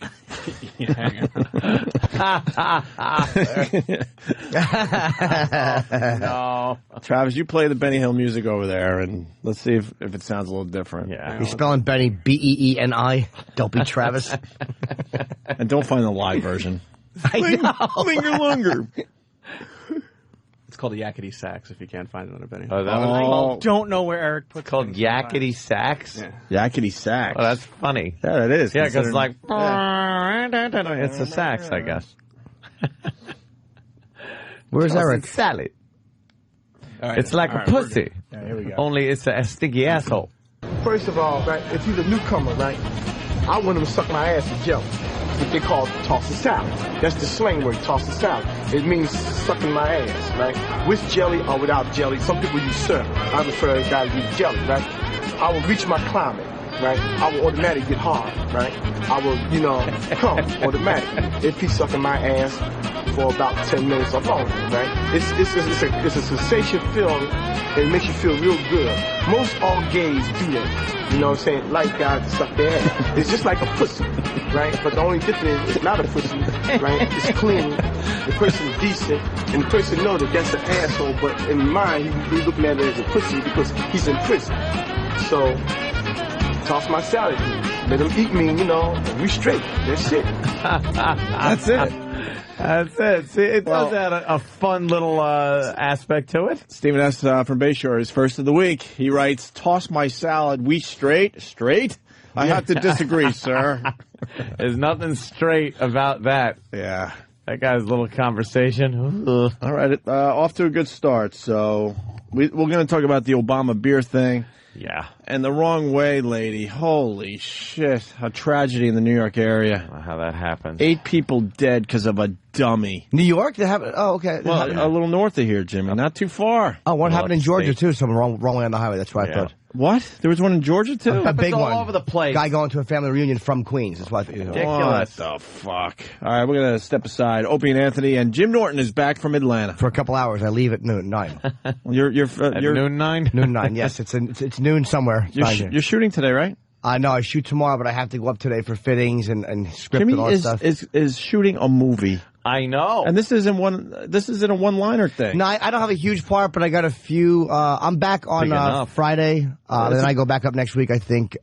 It's big enough that you got a couple weeks ahead of you of filming, and that's cool, I'll see what Brendan wants to do. I mean, I'm not sure what stuff he wants to do. Oh, so. Really? Oh? No, it's just Brendan, whatever. We'll see. Brendan. He's in Crash. Holy shit. Jimmy is taking off. It's about fucking time. I'm sputtering in a circle. No, you're taking off. It's about fucking time. All right, we're going to step aside. Opie, Anthony, Jim Norton. 77-year-old gets transgender operation. Yeah, that's a good time to decide you want to fucking have your dick cut off. I'm just looking through some of the news stories today that we could touch on. Isn't that shit for the young? Absolutely. I mean, really. I've seen some that really are passable, and I assume that where'd you see they him? looked very in my house after paying huge amounts of money. And I assume they looked probably very, very feminine as men. And then you decide, you're going to have the operation, everything works, you have the hormone therapy. Danny just found the guy. Looks like Harry Dean Stanton. Avenge me! Why would you want to look like an old lady at 77 years? Yeah, now, exactly. I might be biased, but I think it's better to be an old guy than an old woman. Yeah. When you see the young guys do it, like I said, they probably looked very feminine to begin with. Right. And then there's that one. What is that? That German teen fucking transgender now. Is it German? And it's got blonde hair and stuff. That, like, you could tell, like, the guy must have looked like a chick beforehand. But that looks like your fucking shop teacher put a wig on. There's no difference. It's horrendous. Horrendous. Renee Ramsey, I guess we'll do the story right now, is recovering from the surgery that she's been dreaming of for decades. Since I was about 13, I always knew something was different, said Renee. She used to be Richard, a Green Beret specialist in Vietnam. Are you kidding Why is me? it always that? Green Beret specialist in Vietnam. Oh, I went through the Nam. Imagine, Green Beret. He's not going to any reunions anytime soon, huh? See, look, that right there. Yeah, but we saw, like, the face is weird. But I'm just saying, there must have been a feminine look to the guy before that. Still smells like scrotum. Still fucking. I don't care what you do. Bag. You could scrub all you want, but it still smells like scrotum. They make the labia out of bag. Right. That's it. So you're licking bag. And it smells like bag. So you got a Green Beret specialist in Vietnam. Oh, boy. A tough guy who privately dreamed of wearing dresses. It was weird because as much as I wanted to dress like a lady, I didn't say anything. I knew if I did, I would be discharged, said Renee. They knew during downtime when he would sit on the mortars. Or ask him to just fire the mortars out of his ass. Foonk. We're never going to grow up. That's hilarious if you're 12 or if you're a shock jock. It's never just the guy. He's got to have something in his ass. Right. You gotta make sure it's the biggest, most ridiculous thing. Anything cylindrical or penis shaped. Yes. We just think gay people want in their asses. They want it in their ass. So it's the Washington Monument. I guess he wants it in his ass. You just don't know anything about the gay lifestyle. No, we just assume if you're don't. gay, you want the biggest, fattest fucking thing in your ass. Yes. The most painful thing. Yeah. It's got to be pleasurable. Explosive devices. Why would he want to mortar up his ass in the Nam? So he would have been discharged. She was in the military for over 20 years and married twice. She says Richard eventually started to dress like a woman but switched back into the uniform for official duties. Renee is 77, and while genital reassignment surgery is complicated, age, as long as there are not medical problems, usually it's an issue. Wow, that's a rough sentence right there. A little odd. Renee is 77, and while genital reassignment surgery is complicated, age, as long as there are not medical problems, usually isn't an issue. It's a bit, that's written Enough a little... with the commas. Right, okay. Renee says she waited until her wife died to have the surgery and finally feels normal. I'm happy, good, as happy as any woman could be. Woman, stop it. The surgery can be expensive, 20,000 G's. It's something that Renee has been saving for almost all her life. That's it? 20 G's to have your dick cut off? Well, cheap. Can't they do something about the awful wig you got to wear, though? They can't do anything about that. They could turn your fucking dick and balls into a vagina, but, you know. I mean, he's 77, so you got to think he doesn't have much hair left, so now he's got to wear the awful-looking wig to complete the look. That is a horrible wig. I don't get that one whatsoever. No, that's for the young. That's for the young. Sex for the young and transgender shit. That's like for the young. transgender lemon party, is what that would turn into if you had to see any sex with that thing. All the lemons and they cut them open. Fold them inside out. Yes. Well, there you go. Well, we could go to the tranny mayor story. Oh, good. Taking a little heat for wearing a miniskirt. Are we supposed to be more open about this? No. Lemon party with clothes on. That's what's safe. This is a safe for work lemon party. Safe for work. Oh, really? Yeah, it's a cop and a fireman and they're resuscitating him. They drew like little animated Microsoft Paint clothes on them. Thank God. And the guy who's blowing the other guy, the fireman's red is like kind of going into his mouth, so it just looks like he's yelling while he's next to someone's clothes. He's yelling, "Live, dang you!" On the fireman. Yeah. He gives him mouth to mouth. Live, dang you. Dang. How else got to be safe for work? So you got a tranny who's a mayor, and he, she, whatever, is taking heat for wearing a miniskirt. Yeah. Come on. You should be taking some heat, no? How open are we supposed to be in this society? Pretty open now. For real? How much shit do we have to just look the other way about? What circumstance was the miniskirt being worn? From this level, it's much to do about nothing.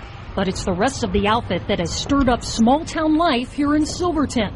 Stu Rasmussen, call him Stu, is the mayor here.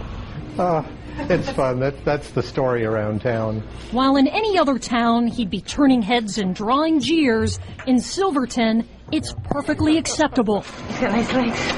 Better than mine.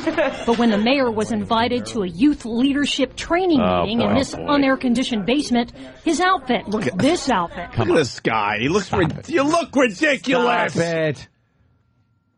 You're kidding me. It's you Sandy look Kane. ridiculous. We're supposed to just go, okay, you're normal. Yeah.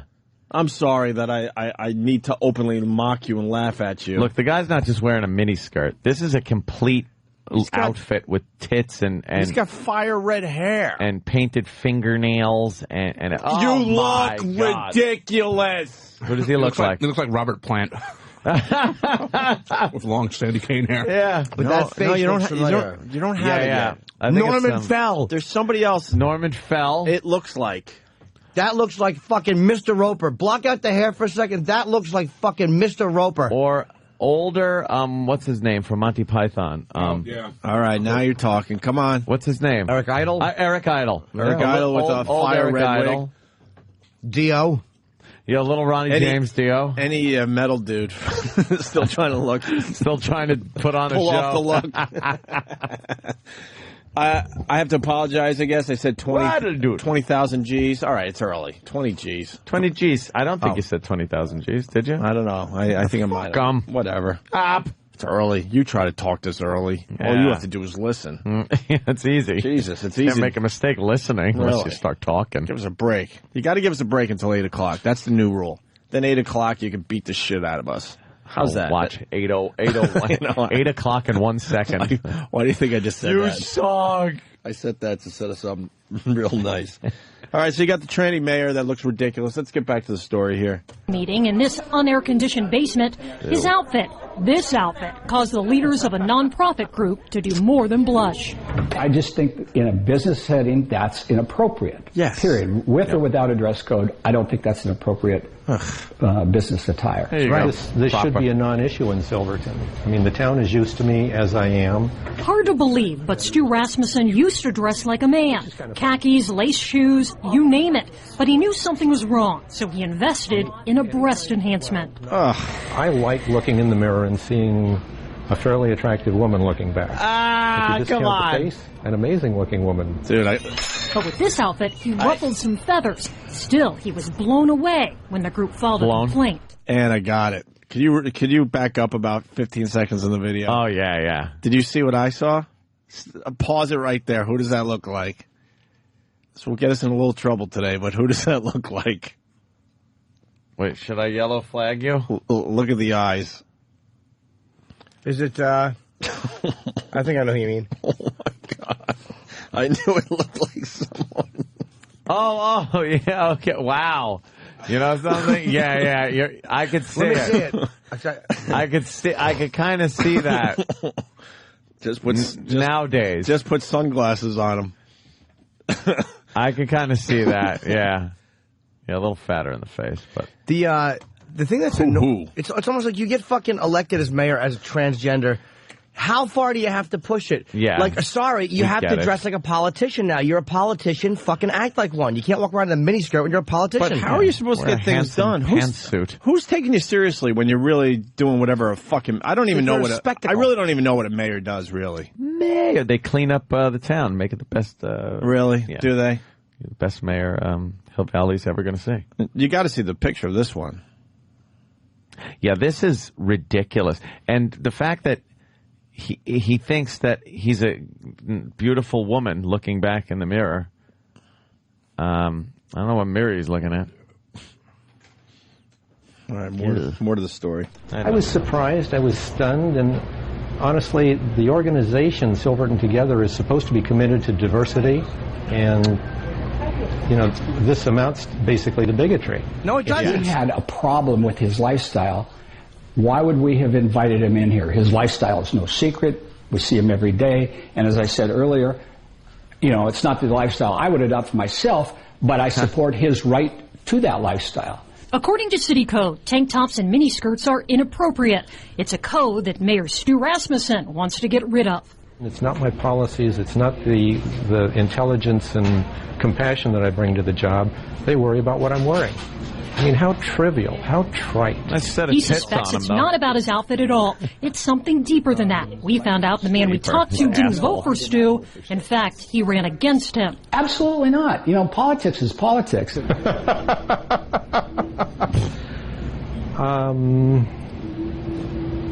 That could certainly be an undertone here. So what will happen in this complaint? That's up to the people of Silverton. For now, you can count on one thing. There will be another controversy. It seems to follow Mayor Stu. Of course it follows him, because he looks ridiculous. Fuck Where Mayor is Silverton? Stu. Mayor Stu looks silly. Oregon? Mayor Stu got elected. And now Mayor Stu just needs more attention. It's almost like now nobody gives a shit. All right, you're transgender. You got elected. Just do your job. And fucking be like every other politician. But no, you need a little more attention. How about the way I dress? Well, why don't you just walk around naked then? If no one says anything about You know that. what? I think Jimmy nailed it.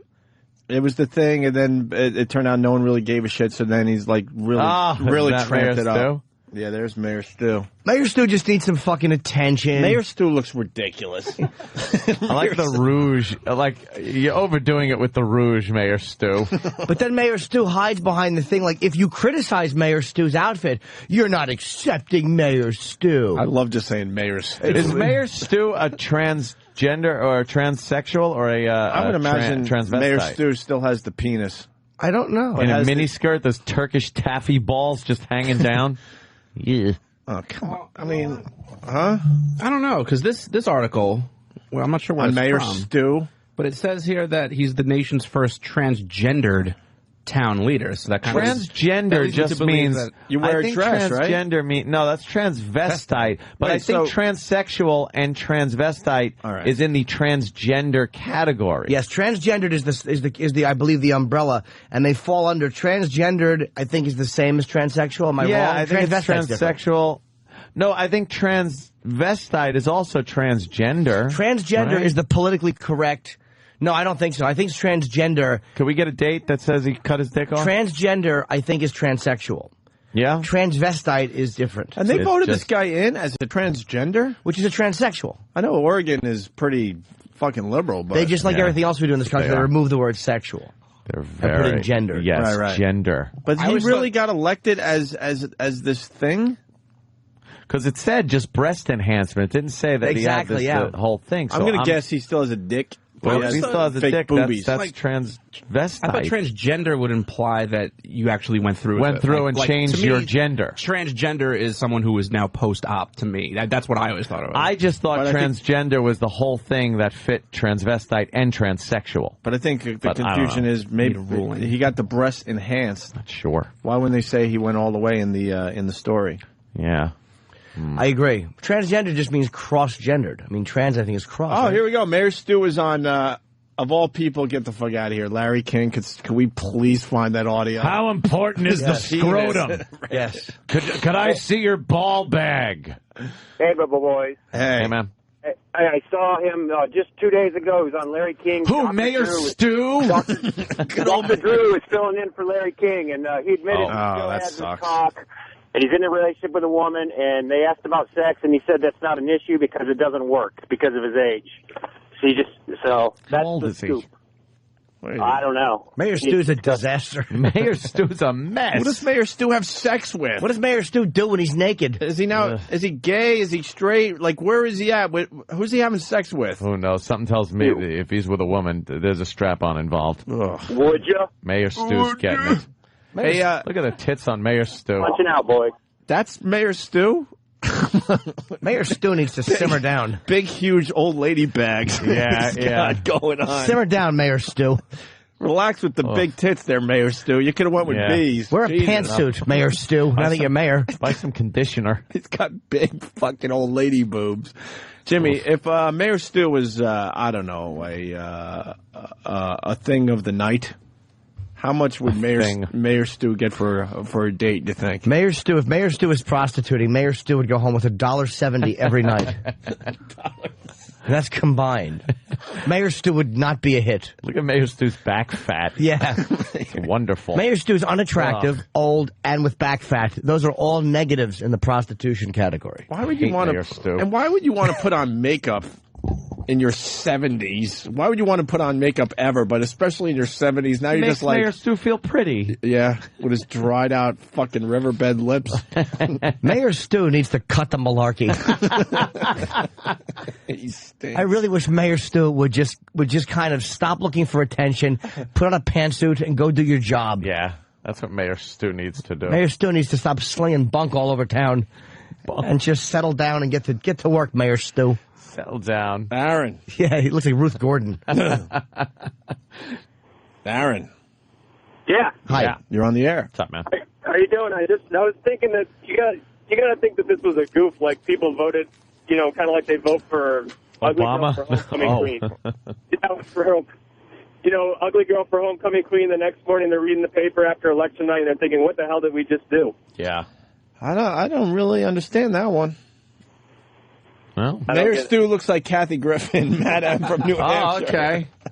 I Yeah, can't this is stand Kathy Griffin, Kathy Griffin. I think she's, I honestly think she's funny. I know you do, Jimmy. You don't like her? She tries way too fucking hard. What is her show on the D list or whatever it's called? Ugh. Go on.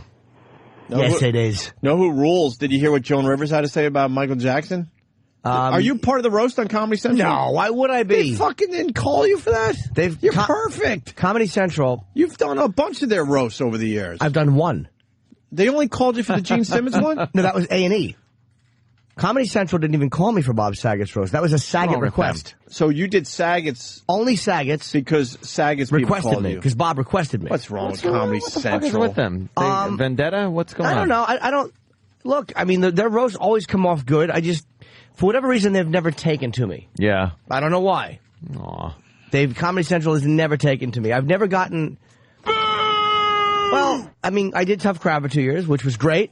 But that was Colin's request. Saget's roast was... and the HBO special they do run, but they kind of run most HBO specials. Amazing. Yeah. That's ridiculous. Yeah. You're perfect for the Joan Rivers roast. That's all right. What do they got? Because I think that's right around the corner now. I think it happened last night. I think Jeff Ross and Geraldo, who both will do great. Absolutely. Gilbert, who's on all of them, does great. Mm-hmm. Cantone, who's probably a friend of theirs, I think he'll do great. Mario will do great. And I don't know who else, actually. But, yeah, the network has never fallen in love with me. It is just the way it is. I just assumed you were doing it. No. That's how stupid I am. I've only done one. Honestly, I think they've called me for that. And again, if it wasn't for Saget, I wouldn't have even done that one. Huh. Well, Joan Rivers just went after Michael Jackson. And I love her. She's great. I mean, she was pretty harsh. If the boys could find the clip down the hall, it was on one of those entertainment shows over the weekend. Joan Rivers is a fucking monster on She's stage, an animal. man. She's fucking hilarious. Could we get her in here? We tried, She was here right? not too long ago, but she did OutQ, but she didn't want to get up early, I don't think. I could try, though, because I know someone who's very, very close to her. Is she a Howard gal? I don't know. Yeah, she is, but I don't. She doesn't give a fuck about radio stuff. She'd probably still come in. Yeah, we'd love to have her on. Know what we replayed over the weekend was our interview with George Carlin. Holy shit, was that good to good listen one? to. Yeah. We were all just... I don't remember that one. It was a while ago, obviously. But we were all well engaged, man, just listening to every word he had to say. I don't know what the protocol for this is, so I'm just going to do this. Uh-oh. Can I have my turkey, cheese, and a toasted bagel sandwich so it's here for the break? That way I'm not eating during the show, so it's here for the break. Thank you.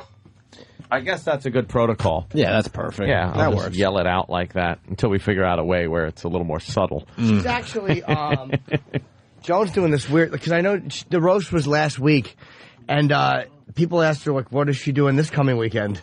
Oh, did they? Really? What did she say? She said that she wasn't working because she was flying to Middletown, New York, to flying to see Jim Norton at the Manhattan Comedy Club.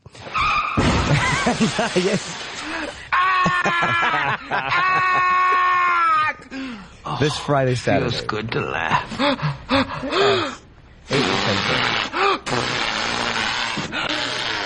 I heard the website was having problems. Wait, Jimmy, for real, what's that plug? Because you need people to go there to see you this coming weekend. Manhattan Comedy Club. I don't care.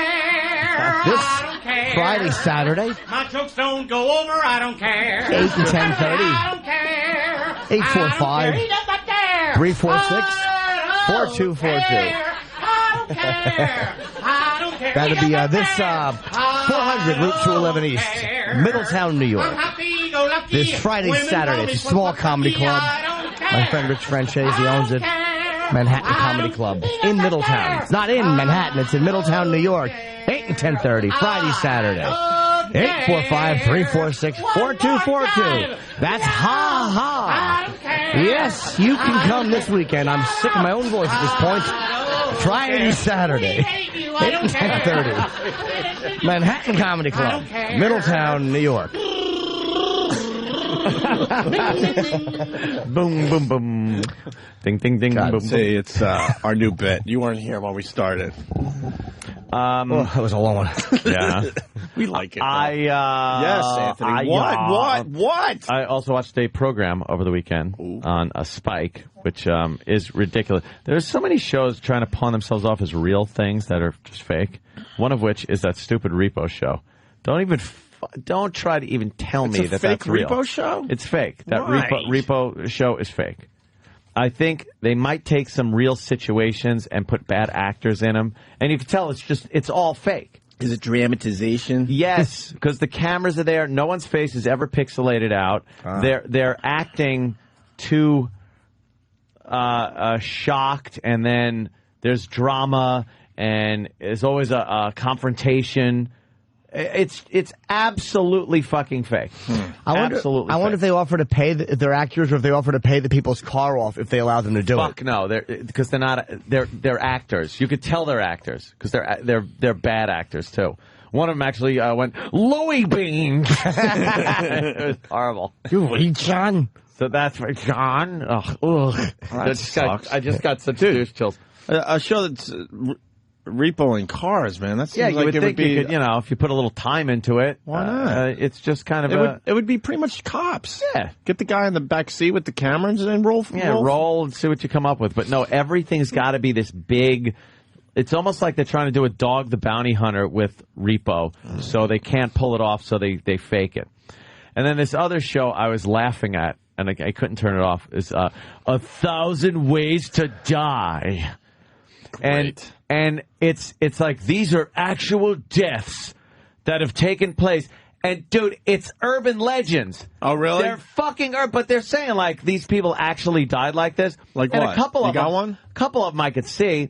A woman swallowed a tapeworm to lose weight. Oh, shut and up. Yeah. You deserve to die. But it didn't happen. Okay. The electrician that threw a power cord into the lake to kill the fish. Mm-hmm.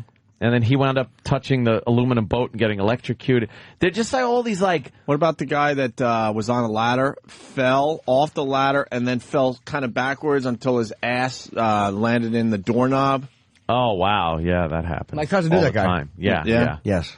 There was another one where a guy, I guess he had put a thing of, he wanted something up his ass. Oh. So all he could find was some pepper spray, a pepper spray canister. Right. So he shoved it up his ass. Yeah. And then well, you gotta. I mean, he had some kind of altercation with police, and when he hit the ground, it went off inside of him. Yeah. Okay. And they showed like the internal what would happen inside if pepper spray went into your. You think that would intestine hurt and stuff? Yeah, because he was just writhing in pain on the ground, and they didn't know that would burn? what to do. Yeah, they just thought he was making a very, very bad fart. Wow, cleared the room out. But it was, they're fake. Look at this guy, 1,000 Ways to Die rules. Why does it rule? Death is paralyzing powder. There was another guy that worked at a company that he would wheel in these pieces of furniture that needed the paint baked on them. You know, like metal lawn furniture, things like that. Thermite paint. Tool. Always funny. And he had narcolepsy.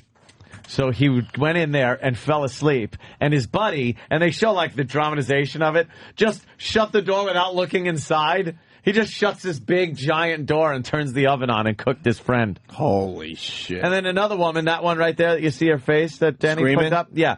She she had an emergency as she was diving and had to come up pretty fast, so they put her in a decompression chamber so she wouldn't get the bends.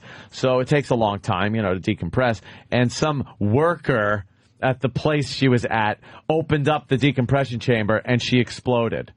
It's like, first of all, you wouldn't explode.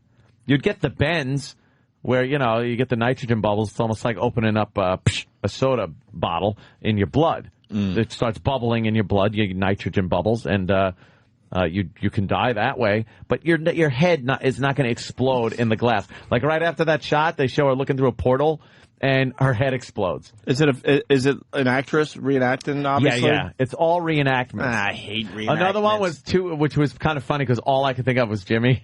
It was Ozzy fans. 2 Ozzy fans waiting to go to Ozfest, and they were like, "These are the biggest Ozzy fans ever." And there were these 2 douchey guys sitting at a picnic table just going, "Ozzy! Ozzy! Dude, look, Ozzy burgers!" Like, they were just douchey being Ozzy fans. And then another guy goes, "Dude, look what I brought." And he brought ants. And it was like, dude, we could snort them like Ozzy did. Nice. So they snorted them, but they were fire ants. And they went inside their nasal cavities and stung them. And they swelled up and suffocated and died. Why couldn't they breathe through their mouth?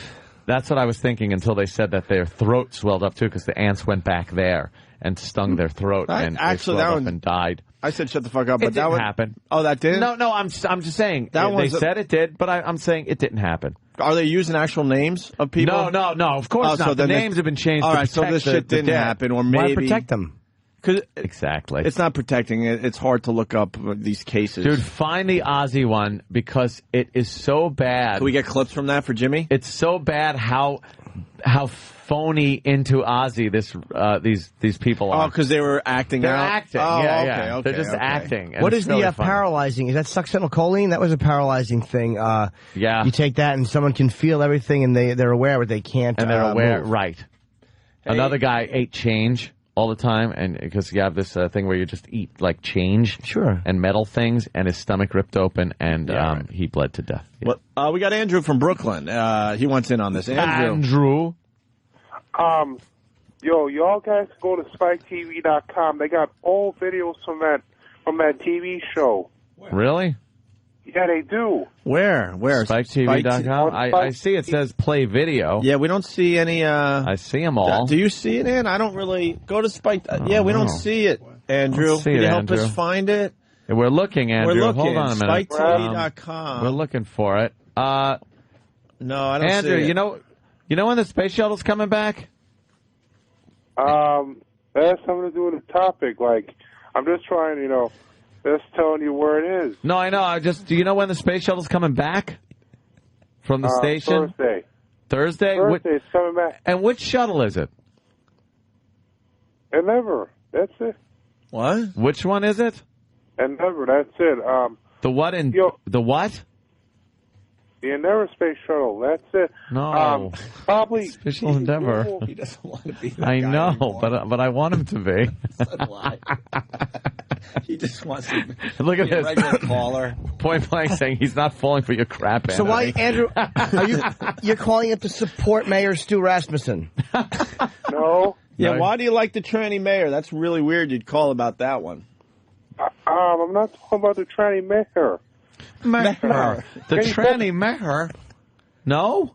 Why? What do you... What? Just get the audio of 1,000 Ways to Die? Yeah, we're looking for it now, so hold on. We're looking for it. Find it. Stu, you're saying Stu Rasmussen is on that site? No, I'm just saying that, videos from that show, Spike TV's website. You like the tranny mayor, though? Do you believe he should be in politics? Oh, good question. Like that, Andrew? He's weird, and I wouldn't vote for him. For who? What about for governor? No, I wouldn't vote for him. What about for... What is he now? Y'all got it? What is he now? What is he now, though? What position does he have now? I forgot. Is he governor? Yeah, he's just mayor. Oh, okay. All right. Gotta write that down. Well, Andrew, I think we found it, so thank you, sir. We appreciate it. All right, see you. All right, Andrew from Brooklyn, everyone. Bye, sweetie. Let's go to Paul in Jersey. Paul. Yeah. Yo. Hey, Paul. I just want to let Ann know that shitty Operation Repo show plays a little message before it starts saying that it's actors in traumatized situations. All right, is it a message or is it a disclaimer that's in print that goes by real fast? Disclaimer in print. All right, see, that's just it. No one reads the fucking disclaimer in print. And they say it's not reality, it's actuality. On the that's their actuality. That's their whole like slug line for the channel. You could thank lawyers for that one too.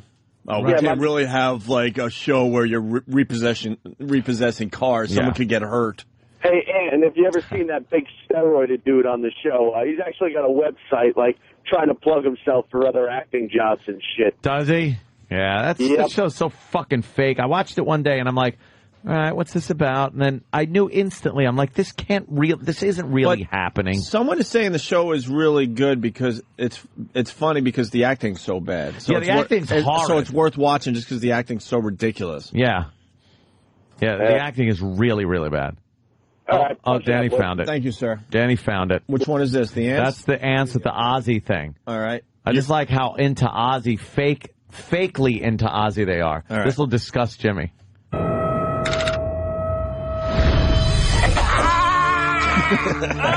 This next story is a warning to all who worship false gods.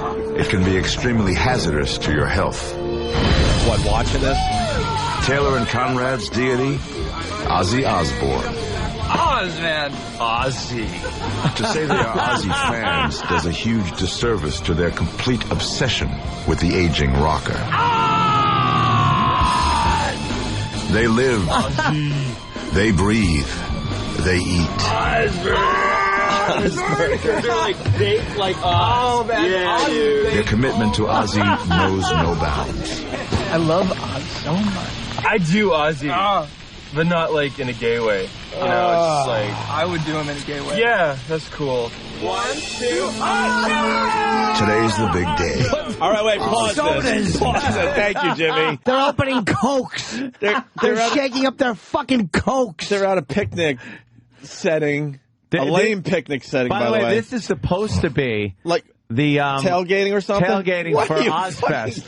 And you know what? They picked someone's front yard. I am so in with this show because of this clip. Oh, I know. Believe me, I couldn't stop watching it. I thought it was just them in their backyard. This is supposed to be at a concert. No, this is supposed to be at a concert. And these fucking homos, first of all, they couldn't get the labeling, so neither one of them is wearing an Ozzy shirt, and they couldn't get the right to Ozzy music, so they're playing some shitty generic metal bed in the back. Yeah. Fucking assholes. And then because, they're getting ready for the Ozzy concert, it's time to drink something. Yeah, and they shake which up obviously soda. would be beers that you shake up and fuck around with. But no, in this case, it's Coke? It's Coke. They shake it up and they open and go, Oz! What's wrong with you? Who does that? Nobody. That's why I was watching this going, this stinks. Their commitment to Ozzy knows no bounds. And I was just thinking, Jimmy. You unintentionally just turned me on to a great show. Now you're going to watch this because it's so ridiculously bad. And then you can see where the actors are improv. They probably just talk and they try to be funny. I do them not in a gay way. That's the two guys improv trying to be funny. They're like, we'll leave that in. That was good. That was funny, yeah. All right. These guys are tools. And Taylor has a special treat for his friend. Guess what it is? I know, right? Oz cream. Rock and roll legend has it that Ozzy and Nikki Sixx once snorted a line of ants to show just how hardcore they were.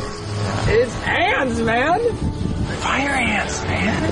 The decision to snort ants, from all the things you could enact from Ozzy Osbourne, this probably was not the best thing to go for to begin with. It would be almost a punishment if there wasn't any social Darwinism involved in it, if there wasn't some kind of a consequence involved. Oh, dude, Nikki Sixx? Yeah, Nikki Sixx on the ants, dude. Taylor and Conrad want to be hardcore. Do you like too. this, Jimmy? A couple of lines of fire ants should do the trick. I know, I can take one. I can take it. Dude, I know. As soon as you snort up fire ants into your nose, the first thing you do is bite. And immediately upon biting, they sting. They'll inject as much venom as they can. They're very, very pissed off, and rightly so. What is that? That will cause intense pain.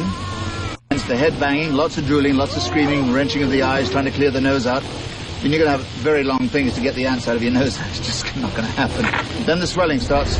That'll start closing up the nose. You can't breathe. The trachea starts to close up. Suffocation follows. Now they show them just writhing in pain. They're on the ground. And the ants are still in the Tupperware, not falling dead. out. Yeah. Idiot ants. And now they're dead. Stupid bastards. A couple hundred fire ants won't necessarily kill you. But if you inhale them into your nasal cavity and down your throat, you can't breathe, you die. A couple of big jerks. Ozholes. Ozholes? Stay. Ozholes.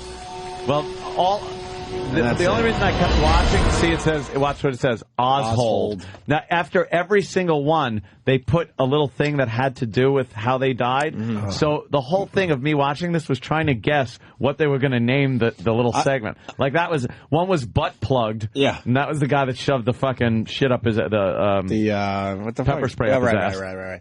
You know what? I'm surprised they didn't call us to host this show. I know. Doesn't it sound like us. something they would give us?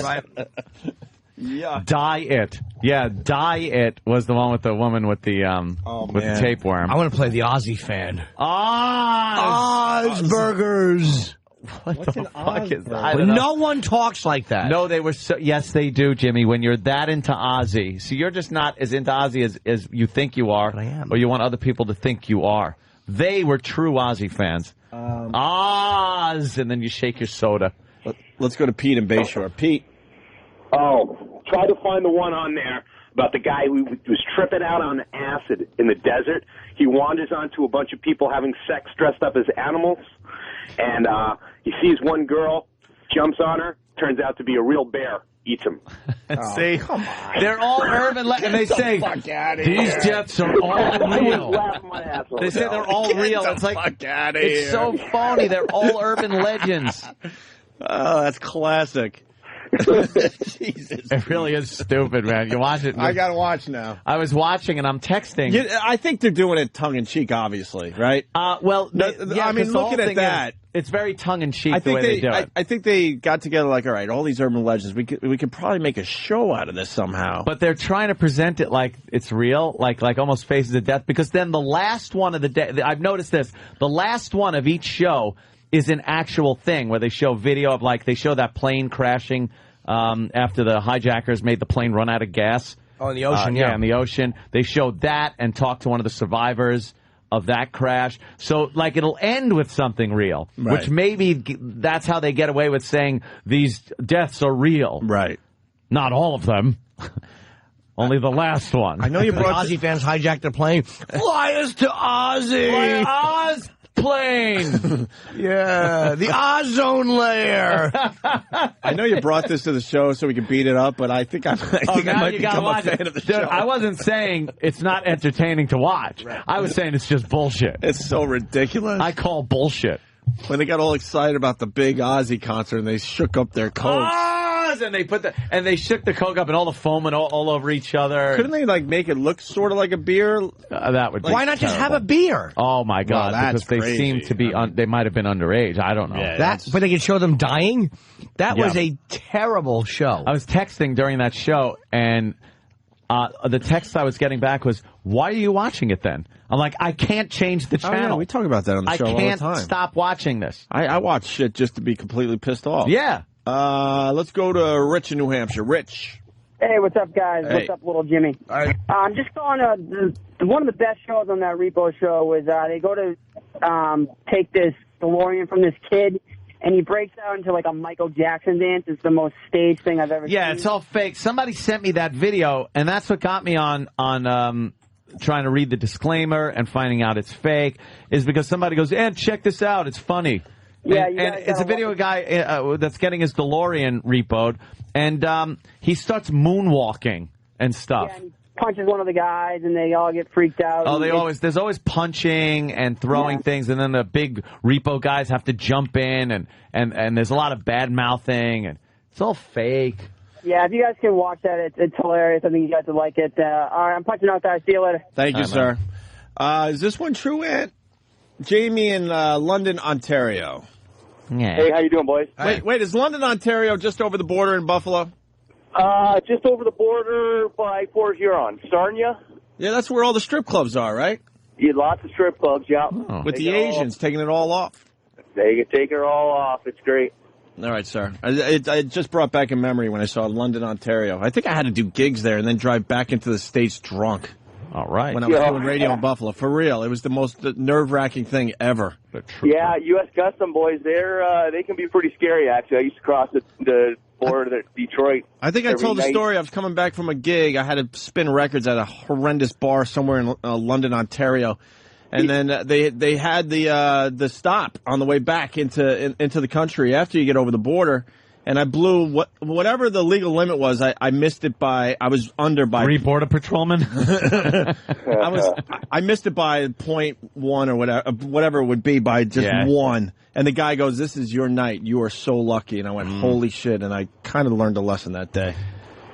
Yeah, kind of learned that could have been close. a biggie. Those customs guys are hardcore. No hey, shit. A buddy of mine was telling me this morning. I didn't see it, but he was watching that show last night, and apparently a girl takes a carrot and cleans it up, shaves it off or whatever, and uses it to get off on herself and does all kinds of internal damage, cuts herself up and bleeds out or bleeds to death or something to that effect. You might want to look into it. With a carrot. Was that really on Spike TV? That's pretty risque. Yeah. He was telling me it was on that 1001 Ways to Die. I didn't see it, but that's what he was just telling me this morning about it, actually. Let's break this down a little bit. You're a girl. You want to get off with a carrot, right? Why wouldn't you cut off the tip of those goddamn things? Yeah. You round it off. Round it off. Just chop the tip off. Look how fake this is. You know this what guy I did said? a Michael Jackson Why dance wouldn't and you kicked just one of the guys. Sorry. Oh, okay. No. Why wouldn't you just use a cucumber? Wouldn't that be a lot easier? Yeah. I just got the douche chills because we're doing 2 things right now. You're talking about the carrot with the 1,000 Ways to Die, and then we found the video of the guy moonwalking or doing Michael Jackson moves when his car's being repossessed, a DeLorean, and it's ridiculous how stupid this looks. Yeah, look, he starts dancing, and as he's doing Michael Jackson dance, he kicks one of the guys. This is good.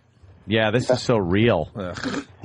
All right, boys. All right, thank you, Jamie. Yeah, have a good day. All right. I kicked him in the ass. Yeah. It's so fake. Terrible. All right, a lot of people are watching this show, man. I know. Chris in Houston. Chris. Good evening. Hey, Chris. Funny every time. I know. What's up, Chris? Yeah. One of the deaths that I thought was hilarious. This a guy was a raging alcoholic, had throat surgery done. So he couldn't drink. So he gets it. He's sitting there. The scene plays out. He's sitting there holding a warm bottle enema bag with a bottle of sherry, asking his wife to fill up the bag, shove the enema up his ass, and get him drunk that way. Well, because the alcohol can't go through the liver, he dies of alcohol poisoning. See? There was a one with drinking last night. A biker, this biker guy, just some biker, robbed some vague place. It's all very vague. Sure. And he was celebrating. Good evening. He was celebrating by drinking some whiskey.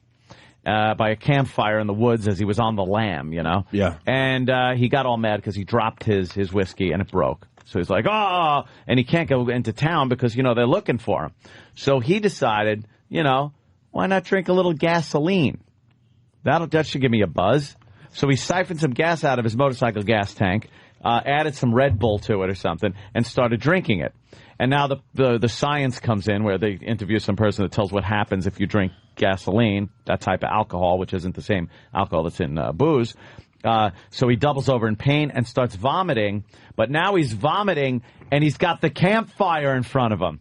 So he vomits in front of it in his fire. The fire now goes back into the vomit. It's all over him, and he catches on fire and burns to death from drinking gasoline and vomiting in the campfire. I heard about that guy. He was a biker, and he robbed a thing. Yeah, fuck. Jimmy knows. Bagel! I love how movies and television, they try to show gasoline as it's so super combustive that you could don't even get a spark near gasoline or else shit's going to explode. I've watched enough Mythbusters where you can't. They tried throwing a lit cigarette into a puddle of gasoline and it doesn't work. It does not happen like that. Yeah. It doesn't work. It has to. The air mixture has to be just right. It has to be kind of atomized almost for it to happen. There's no way you're vomiting gasoline into a fire. We all get paranoid when we're pumping gas, though. I'm not taking any chances. Superheated, atomized, or direct direct flame, and that's which is superheated. And is this true?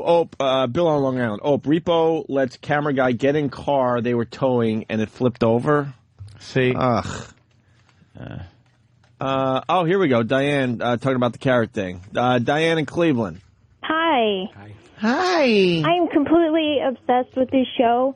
The guy that called in about the carrot, yeah. I guess she didn't shave it good enough, and it tore the vaginal wall or something. How did it? And it got air into her veins and got to her heart. Embolism, huh? Yes. Yeah, that's what they said. That's so stupid. I've never heard of a masturbation with a carrot fatality like that. Stop. If a girl can't stick a carrot in her. I know. I mean, really. And then I like the one where the guy, they were wood chipping, and he got the thing stuck, so he decided to climb on it and kick it through, and it stuck in his leg. Well, that one probably happens. That's the first one I believe could happen. Yeah, I believe something like that happens because people are stupid with machinery, but, The narrator said if he's this stupid to try it, maybe deserve to die. Yeah, the narrator really doesn't give a shit about any of these people. He just makes jokes about them. That's probably why people are watching. That's the gimmick. Phones are unbelievable right now. That's the gimmick. People are watching the show. Yeah. Yeah. Yeah, I saw that last night. It was just now I'm mad they didn't ask us to host this hit show for Spike TV. No, it wasn't Mythbusters meets fucking Jackass. Although it is kind of like Mythbusters meets Jackass because they have the Jackass people doing stupid stuff, and then they have the Mythbuster angle where they have the people that tell you the science as to how they died. Right. So, why the fuck weren't we asked? And did they ever make Mythbusters meets Jackass, the project they wanted us to host so badly? There are a couple of shows like this. Are they doing well? I can't remember. There's another one called Catch It. We turned down this show. Catch It, Keep It. And how long did we, for real, 2 to 2.5 years they were courting us to do this dumb TV show. Years ago. Did anyone end up doing it? It was ahead of our time. But I wonder if it's the same production company that was trying to get us. I doubt it. I'll try to find the name of the show. It's not on anymore, but I think they were using Mythbusters as a lead into it, and that's exactly what the show was. I can't remember what it was called now. It's not around anymore? Nah, I think it was like one season and done. It was one and done. We knew how ridiculous this thing was. Because then we started thinking, I'll find it. The lawyers are going to get involved, so even if this show has a chance, they're going to shut down they'll half the ideas we would want to do. Exactly. And then we're left doing lame shit. Look what they let them do at Mythbusters, though. They give them pretty leeway. Don't forget the lawyers there probably aren't the same as because it's all and they actually talk though about what they have to go through. Certain times when they blew up that fucking cement truck was probably one of the best explosions I've ever seen on Mythbusters. I saw that one. They were trying to show how they could get one of the myths was that somebody threw a stick of dynamite in a cement mixer to get the dried cement off the inside because somebody fucked up and left it in there without it spinning. So they threw a stick of dynamite in, and they realized that can't happen. But they wanted to know, then they always take it one step further and go, let's just fill this fucking thing with dynamite. Oh, yeah. But they gotta make good TV. The FBI gets involved, the ATF gets involved, like they have government agencies that get involved with this. They don't just go out on their own and get some fucking dynamite and blow the fucking thing up. And it helps that they're scientists, But it blew up this a cement mixer to where there were just little pieces of metal left. That's amazing. Hey, Dan, you still watch Mythbusters? Sure, everything. I used to love that show, and then I kind of started tapping out. Are they running out of ideas? Or I don't think so. I mean, they kind of changed the premise of it a little because it used to just be urban legends and myths like that. So they kind of did this thing like now they'll do stuff where they'll try out things that work in movies and see if it really works. Movie myths. I mean, those are still good episodes, too. It's kind of not really a myth. It's kind of a movie, so they over-dramatize certain things. Yeah, it still falls into the category, but it's not like an urban legend. Have they done, like, cartoon shit? All that ridiculous stuff they did in cartoons? They have, actually. I remember one that I just saw recently was they wanted to see if you could, I mean, obviously, the old finger in the shotgun trick. Yeah. See if you could plug up the barrel. Funny. But, I mean, obviously they knew it was going to do significant damage to a finger, but could you actually get the barrel of a gun to peel back like banana style? Okay. And then that becomes the myth They of the did show. get split in one of the barrels. It's still they did get interesting split. To see, and they... Wow. Okay. The ways that that they go about achieving those results. Right. And they're just really funny guys. They're so odd together that it's pretty funny. I like when they come in. We haven't had him on in, God, probably a year now. And that stupid Mike Rowe, who's a friend of the show. Where have you been, Mike? He's everywhere, with apparently. These national TV commercials. You forgot about your pals, Opie and Anthony? He's voicing everything.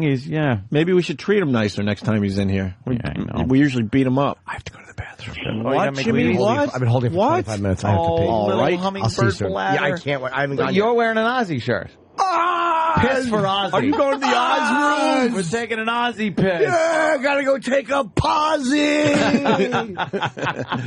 Work duty in there somehow. I was trying. I didn't have one. Snort your own piss. Ozzy would do it. Yeah, get my water. Extreme. Yeah. Justin in Wyoming. Justin. Wyoming? Justin. Happy birthday, Jimmy. He just went to take a piss, you dummy. Everyone knows he laughed. What do you want? Justin, tell me one thing. Hold on, before you get into what you want to say, tell me one thing about Wyoming that the average person wouldn't know. We all don't fuck sheep. All right, there you go. Why are you calling the show today? Did. Hey, did you guys hear about the one where the girl was out fishing? She snagged a fish, came back and got it in her throat. She suffocated out of the whole deal. The fish went into her throat? How did that happen? I just caught it, and I guess her mouth was open. Oh, she pulled it in the boat, and it got her? It just went in her throat, I guess. All right. Good description. Thank you. All right, sir. Thank you. Well, Jesus Christ. Right. Well, we can move back to the subject. It's like that's a guy that can't tell a story, though. It happens. Like, how did it happen? So she's reeling in a fish, and it jumps, and it goes in her mouth, and they show, like, how it... Like, some details. Oh, the cartoon thing is being done. Man versus cartoon. Thanks. This has come in a few times. Really? True TV on Sunday. Brandon from Tennessee and others telling me about Man versus cartoon. Actuality. Guy likes being shocked during sex and hooked a car battery up to his nipples and electrocuted himself. That was on that show. That's a tough one. One of the 1,000 Ways to Die was about a short-necked guy in a Saturn trying to pick up trannies. No. Guy hooks a cow heart to a car battery and fucks it. Get the fuck out of it. Was that really on the show? No way. Jason, are you fucking around? Nah, man, it's called, that little name at the end of it is called Heart On. Heart On. Oh, so they did not put heart on at the end of that, did they? Yeah. Well, he hooks it up to a car battery first, and I guess it's not enough juice for him or something, so then he plugs it into, like, the 110 outlet on the wall and shocks him, kills him right there. Wow. Fantastic. You know what? Okay, here we go. The Repo Show, not worth watching. This 1,000 Ways to Die, now I got to watch. Yeah. When is it on? Watch this. Boy, I have no idea. I guess last night. Yeah, Sunday nights. All right, I'm going to DVR that shit. Some point, 9-ish, 10-ish. I'll be on board. Because, look, everyone, they're just calling about I know. 1,000 Ways to Die. And Greg Brady's leftovers. Mike Rowe, best guest ever, no question about it. Yeah. What about Bobby Lee? Bobby Lee was strong. He was strong in a different way, though. Great guest to have on, but because he is fucking out of his mind. And I had a lot of people asking if that whole thing is real. I don't know. Like, he has panic attacks, and I'm like, why are you panicking over the most mundane shit that we do on this radio show? But he's also a funny and like, kind of crazy sketch actor, too. Yeah. Right. So he's not... Bobby knows how to do characters. Yeah, exactly. So you don't know. I'm not sure. I've worked with him. I know him from in L.A., He's a very sweet guy. I don't know what he's like, though. It could be realistic. He is kind of a nutty, weird dude. I can't figure him out. Yeah. I do know this. We need him back on the show, and he said he's not coming back until next year now. He'll only do the show like once a year. Once a year when he forgets. And he completely panics. I ran down the hall with a flip, and I videotaped him before he came on the show. He was having panic attacks. I'm like, why are you having panic attacks? And I still didn't get the answer, really, even though the video was pretty good. And then he came in. To do the show. He looked at Stalker Patty's gaping asshole. A lot of people think that the video that's up right now on the YouTube channel is actually him looking at Bobo. No, that was the day before. We got Stalker Patty naked, and then she spread her cheeks for Bobby Lee. He took a look, said there was moisture in there, and he couldn't handle it anymore, and then he had to leave the studio. And, of course, someone was holding the door, so he couldn't get out. And he was really panicking. freaking out. And then when he finally got out, he just sprinted down the hall, and that was it. Some people go, well, all right, then you went to break or something, talked to him. No. He ran out of the building. Left. We have not talked to him since. And we really want him back on the show. So if you could show Bobby Lee some love through his email or whatever the fuck, however you could get him. Huh? Twitter or whatever. Twitter? Yeah, I don't know. Why don't we take a break? Yeah, that way I could eat. Yeah, let's do some eating. When we get back in, Andy Rooney is hurting. Oh, he's hurting.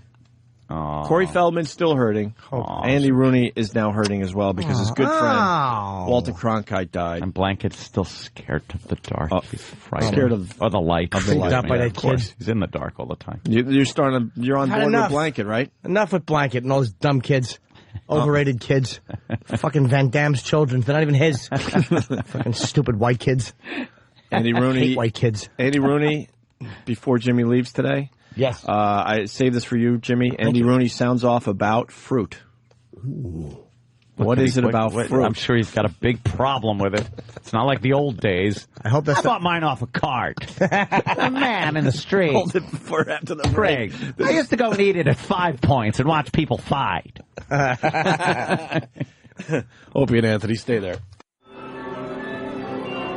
Ladies and gentlemen, please be seated and welcome to My Thoughts on Shoes with Andy Rooney. Unfortunately, Mr. Rooney has suffered an anal prolapse and will not be joining us this evening. In his absence, please welcome renowned thespian James Norton. I'm Andy Rooney. Do you think maybe the Sasquatch has trouble buying shoes? Speaking of shoes, I put snippets of child pornography in them. But then I found out it's not child pornography, it's just midgets. I thought they were fat boys. My mistake. I have photos of fat midgets in my shoes. Why do I do that? And why do I make cumsies whenever I look at them? Do you ever notice you can look up a girl's dress and see her vagina and breast sometimes? Do you ever notice you do that when you have mirrors on your shoes? I like to suck people's toes and Crocs. I have a foot fetish. Do you ever suck the toenail of a homeless man while masturbating? You can almost smell their despair. Do you ever notice when you're wearing flip-flops and a gang of ethnics is chasing you, you always fall down on the boardwalk and they beat you and rape your girlfriend? Do you ever notice that? This concludes tonight's performance of My Thoughts on Shoes with Andy Rooney, starring James Norton. Looks like they finally let Jim Rice into the Hall of Fame. Wow. They've been debating Jim Rice for, I don't know, decades, right? He hasn't played in, I would guess, almost 20 years. How many home runs did he have? I don't know. He was one of those guys that his stats were like kind of on the fence, and they didn't know what to do with Jim Rice. But I guess they didn't have anyone better this year, so they said, all right, let's let Rice in there, or it's going to be a very lonely stage for Ricky Henderson. I don't know if Rice belongs in there, to be honest. Did he not have 500 home runs? Not even close, right, Travis? He he had 382. Yeah, he shouldn't be in the Hall of Fame. This was his last year of eligibility, so I think they just kind of gave it to him. You have 15 years after you... What was his lifetime batting average? 298. 298? I don't think he belonged there, but... Yeah, he didn't, actually. That's not Hall of Fame stats. Did he have injuries? No. He just... That's not Hall of Fame stats. No, absolutely not. But they let him in with Ricky Henderson, and Ricky still wants to play. I'm sure. I'm sure he's still making a lot of phone calls. Ricky absolutely belongs there. Yeah, of course.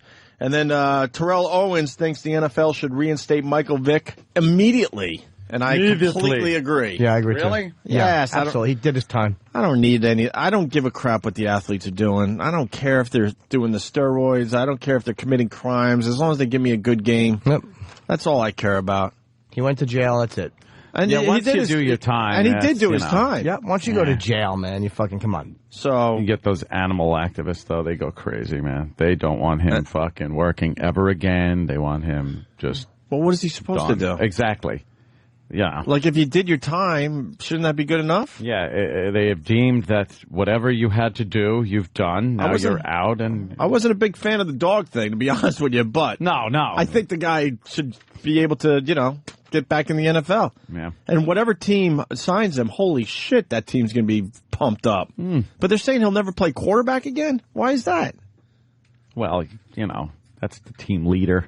Oh, is that? I would think that, they don't want him to be the centerpiece guy. Travis, at least at this point. What are they saying about him? That he would play another position? I haven't read anything about that, but if he were to play another position, it would probably be either running back or wide receiver. Sure, right. He was very versatile. So that's a biggie with T.O. How does he say his name? Terrell. Not Terrell. We said Terrell. It's Terrell. Yeah, and he had to correct Terrell. us. Stop it. As he's wearing sunglasses. He was a douche on Yes, our he show. was. It's easy to say that now that he's not here, and I'll acknowledge that. He was every athlete. He was almost, except for the MMA guys, he was every athlete that we've interviewed. Did we ever have a cool athlete in? Now that you said that, Jimmy? Well, when David Wells came in on NEW a few years ago, he was cool. Pretty fucking cool. David Cohn was pretty cool. I didn't have David Cohn. I wasn't here for him. That was NEW. Terrell was fucking Terrell. Joe Frazier was cool. Frazier was great. I didn't consider boxers, but yeah, Frazier was great. Floyd Mayweather was okay. He was late and cocky and like boring. You know what? Oscar De La Hoya was nice. Yeah, he was all right. He was nice. He was a very nice guy. He was not a dick. And who knew he was a bad boy? I did. You knew before then? Oh, long before. I told you I used to date someone who allegedly used to hang out with him. Good evening. But yeah, most of them have been. What about Jim Leyritz? Yeah, Leyritz was okay in studio. Yeah, I guess I'm wrong. No, he was really good in studio. yeah. Then he kind of blew us off after the fact, and he didn't even remember being on our show. That's always fun for us when we have this like chemistry on our show with somebody, and we're not expecting to be invited to to their Vegas fucking trips and shit, but we do expect maybe a high. This guy looked at us like, "Who are you guys?" I'm like, "Are you kidding me? We shared some shit for like an hour and a half on the show. You don't remember?" And then his life went bad after that interview. Wow, did it go bad. Yeah. Pete Rose. Who was yelling and screaming that Pete Rose needs to be in the Hall of Fame? Was it Hank Aaron? Hank Aaron said he knows what he did. Down syndrome children all over. I don't think Hank Aaron's gonna support Pete Rose now. No, what? There was an article today. I didn't get to it yet. I don't what know. are they saying about Pete Rose? I thought it was Hank Aaron, or a bunch of people are now getting together saying, Pete Rose really deserves to be in the Hall of Fame, especially with all the bullshit that's been going on. Steroids and all that shit, yeah. Well, I know Hank Aaron said that Pete Rose's situation is different because everybody knew that rule. So, he knew it's that he was not a breaking vague rule. Like, it's not a steroid. Steroids. That's true. Are they? What constitutes like you're doing steroids? You know you're doing something wrong, though. Come on. But it wasn't wrong for a while. For a while in baseball, that wasn't wrong to do steroids. Just no like one Pete said Rose shit did. about it. And then, Pete Rose is betting on fucking games. This moral and ethics shit in sports has got to go away. Gambling's a big one, though, especially when you're a player manager. Oh, betting on your own team to win, because that may affect your decision making. Yeah. If you have money on the game, you may bring in a relief pitcher who needs to be rested for the week, but you got to win that game. You got to win that game. You got to win that game. Of course, it's going to affect your decision. You may leave your starter in past the sixth inning because he's doing well, even though you know his shoulder's a little tender. Yep. Right. You're not looking at the big. It could affect you. And wrapping up our sports break, some dude won the Tour de France. So, congrats to that dude. Cool. And to let you know who it wasn't, the winner, two testicles, two balls. A two-balled winner. A two-ball winner. That's nice. Two-balled winner. That's very rare. Yes. What, did Lance come in third? Third. They have some weird thing there where, like, I don't know, he had to, not try to win anymore or something because that was his teammate. And when you just bike real fast I thought he was retired. He came back. And Jimmy's got breaking news about Affliction. Well, yeah, it was over the weekend it broke. Affliction apparently is done. Which was the company that Fedor was with and who had him contracted for one more fight. And then I think he's supposed to fight Josh Barnett this week, and then Barnett tested positive for steroids. Oops. And that is the end of that fight, and they had no one to replace him with, and I think they just folded. So it looks like, I don't know what his contract will say, but I think he's free and clear, hopefully Dana can go after him. I would love to see him in the UFC. If Dana wanted to get Fedor, like we were saying during the break, tell Brock Lesnar to just get a lot of rest, blow off every fight they were thinking of having with Brock Lesnar, and get that fight signed. It'll be. Can you imagine how big a Brock Lesnar fucking Fedor fight would be? It'll be very big. Fedor's still on top of his game, obviously. Brock Lesnar is right there.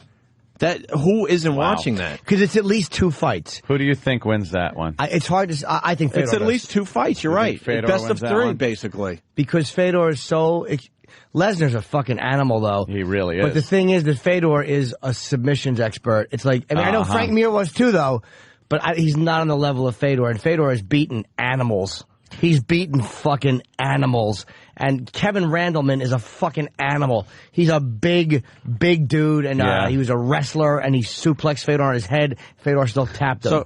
So this affliction thing happened over the weekend. So I think so, any day now, we would probably know the fate of Fedor. Well, might be the end of last week, actually. Or at least Dana would go, look, I'm making a run for something will come out in the next day or two, I guarantee they're talking. But Fedor's a tremendous wrestler. Someone say Fedor will never be in the UFC. Why not? Because where else would he go? Here's what they're going to say. All right, let's get him on the phone. They're going to say he won't be in the UFC because he won't sign Dana's contract, because Dana won't let him fight a Sambo wrestling. I think it's called Sambo, and stuff like that. But Dana's not a fucking idiot.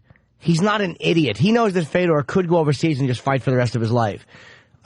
He wants to sign Fedor. Absolutely. He's not an idiot. Sean, what do you got on that? Okay, Jimmy. Fedor's manager, Vadim Finkelstein, is a Russian guy. He's got a company called M1 Global. Fedor is also promoted through M1 Global. Okay. M1 will only allow Fedor to fight if the promotion that he fights with co-promotes with M1 Global. He said that will be the only way, is if it's co-promoted.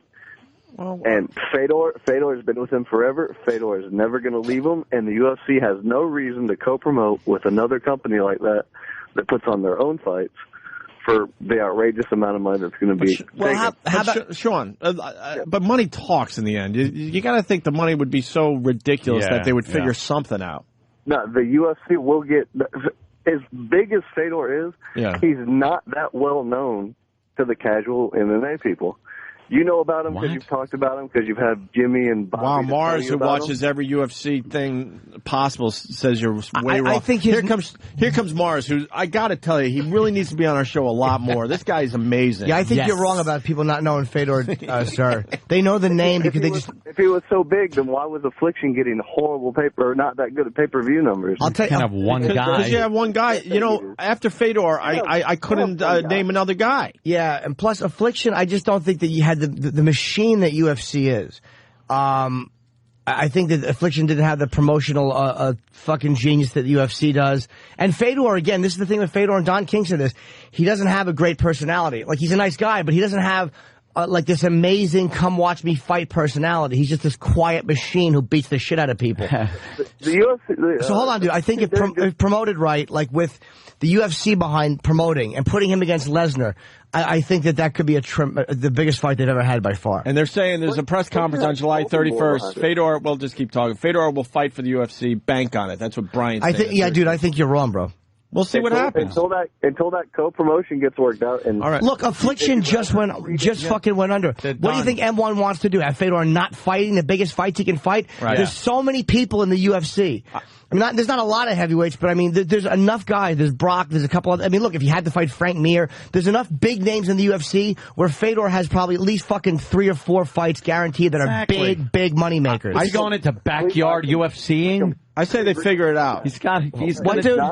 What? It's not just a deal with Fedor. I understand we understand that. what you're saying, but we're thinking that they'll figure something out. And how do you know UFC doesn't bend just to get Fedor? Because there's only one Fedor. There's only one guy who is seen as almost unbeatable. He's lost one fight. He shouldn't even have lost that fight. It was on a fucking. It was the other guy should have been disqualified for headbutting him, and it was just because of an open cut in the first round. That's all it was. He didn't never lost a fight. And also, Dana White has a lot of leverage in this situation right now. MMA is on its way up big time. You're right. And this guy doesn't even have a league to fight in right now. What, sir? Yeah.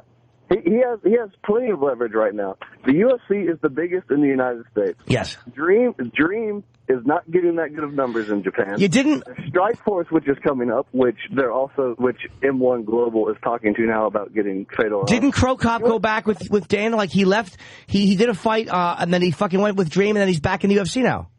Yeah. So I mean, Dana obviously just pulled him out of Dream. Yeah. So why can't he keep Fedor from going there? If it's not getting great numbers, everyone knows the U.S. And the UFC it's the biggest one, and it's continuing to grow. Dana's going to take over everything. Yeah. All right. Listen, Sean, we got to move on because we're going to lose Jimmy, and I want to get some Andy Rooney on the air for everybody. Look, if we're wrong, call back. I don't think we're going to be wrong. We'll see what happens. It's going to be a pretty interesting, few days. If we're right, call back. That's right. So we could browbeat you. Right. Mars, you were terrific on the air again. Good job. I gotta tell you, just amazing, amazing stuff. Mars was on the air. Yeah. Oh, I would be rooting for that fucking Russian send too. me that tape. Mars, in 10 seconds, what do you got on this? Yes. All right, Marc, I have. We understand your catchphrase. Right. Exactly. It's definitely going to happen. Definitely going to happen. Definitely, Federer's going to fight in the UFC. Why you say definitely? Wow. Because that's the way to go. I mean, Brock Lesnar and Federer. Come on. All right. I thought you had Well inside said. info. Thank you. None. That's the way to go. Mark's going to pick that up. It'll be super. Really, that's a brief-part break if I, yeah. Well, Mars says it would be super. Right. Go pick up your screwdriver. Yeah, Get back fall on it. So Andy Rooney is hurting. Aw. Did he talk about Cronkite? He was a mess at the memorial for Walter Cronkite. He couldn't even finish. We don't have that audio right now. We don't have the audio for that? We should have it. It was quick. We need that. He goes, "I'm sorry, I just can't. I can't." And I'm then he walked away sorry. from the podium. But you ever cry in the middle of talking? Yeah, why doesn't he do a little something on that? On crying. Crying at memorials. That's when was the memorial? Way more interesting than this fruit thing he was doing recently. Yeah. I think the Cronkite thing was, I don't know, late last week, Friday maybe. Can we get that now? Yeah, the boys, if they can find it real fast. Maybe send you two then. Andy Got something Rooney. to say about fruit. You want to hear about it? I don't like this Steve Carlisi. Well, Andy Rooney, he's tackling all the tough subjects. Of course, fruit. With his commentary. From the time we're very young, someone can't even listen. Yeah, he's got to start, Yeah, from the time we're very young, there are covered wagons going west. Right. Fossil. From the time we're very young, someone is always telling us to eat more fruit. Well, I think we would eat more fruit if we knew for sure that it was going to be any good when we bought it. It's so expensive. We went to a good store in New York called Fairway the other day and looked at their fruit. But Fairway. Better than they used to be. When I was a kid, my mother would cut them in two and sprinkle sugar on them and leave them overnight. How'd you like to have the job of stacking fruit in a fruit store? I like that more than editing this segment. Holy He's laughing shit. at how would you like a job of stacking fruit? And what was the fruit he was talking about there? I don't know. He probably held it up. Cut it in half and put sugar on it? I'm guessing sugar grapefruit. on it. Then the Indians would come and arrows would fly into it. I'd call one of the slaves to come up and put sugar on my fruit. I'd say, Kizzy, stop spitting in my beverage. You ever notice a slave cuts fruit rather slowly when it's hot? Miles Standish came over. He likes bananas on his cornflakes. How fucking old are you? After a hard day at the Salem witch trials, we'd enjoy a little bit of fruit. Because I'm old, get it? My testicles look like two walnuts in a turkey neck. I know that's not fruit, but I didn't think quick enough. Boo. No, that's not a boo, my friend. That's Walter Cronkite, who I love, is turning into the color of a banana right now inside a coffin. He's rotting, much like fruit would do. Look how long it takes before his jaw falls. It looks like he's singing opera. For eternity. Yeah, an eternity just singing opera. Holding a note for eternity. 1,000 years later. Long hair.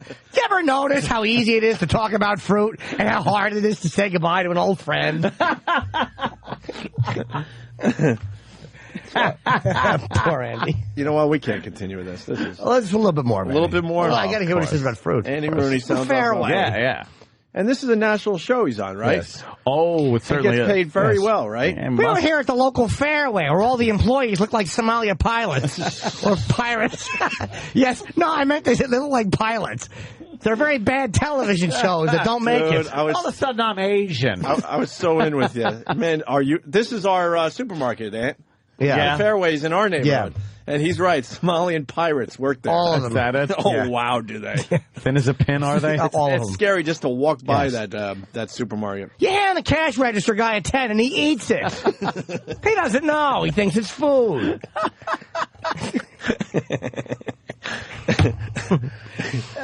Shit. We should have Sam follow these any Rooney reports and do his own. He should go talk about fruit at Fairway. Fruit. And he this complains idiot about say various about fruits that he sees. Lemons, one of the great fruits. So versatile. So many things You might have can seen do. a photo of me and my friends having a lemon party. We all like lemons. Which one were you, Andy? I was the one on the bottom. There's no lucky devil. That's what they call me. Getting a kiss and my dick sucked. You ever notice after you eat the ass of an 80-year-old man, only lemons will take that flavor out of your mouth? You ever notice how hard it is to get the sweat of an older man out of your mouth? Now, Andy, you were part of the lemon party. Like, who are the other two guys? We're still trying to figure out who the Morley Safer. Morley, okay. And Ed Bradley. And Ed Bradley. We had to Photoshop that so the interracial police wouldn't call us. We didn't need the Aryans beating us up. Ed Bradley liked to kiss me while Morley Safer sucked my penis. Steve Croft is more of an ass fucker. What about Leslie Stahl? Leslie Stahl likes to sit on a fist made of plastic. That's why she's so uncomfortable in her seat. Holy Wow, shit. Andy. Andy's a little racy with this crazy, lemon. yeah. At the company party, Leslie got up on her hands and knees and fired her fist out of her vagina. We all laughed. Landed on Les's rug. Imagine stacking sex toys. Lemons, one of the great fruits. So versatile. So many things you can do with them. What can you do? What's great There's about not. lemons? Yes. Here's what you do with lemons. You make lemonade. All right. Or you squeeze it in a drink. And you put it it has in a something to do Corona. with like a beverage. Oh, no, not even in a Corona. That's It's a lime. garnish. What the fuck? You're not taking lemons and eating them. Oh, You're not just eating them. Lemons suck. You ever notice when you put 2 lemons under your shirt, you look like a 12-year-old girl? You ever have a 12-year-old boy over? You rather have a 12-year-old girl? So you make him put lemons under his shirt. You ever notice that? Looks like little buds. Because you can't eat them. A mango, they're good, but... You ever notice when you get out of the boat in Vietnam to get a mango and a fucking tiger attacks you? Never get out of the fucking boat. You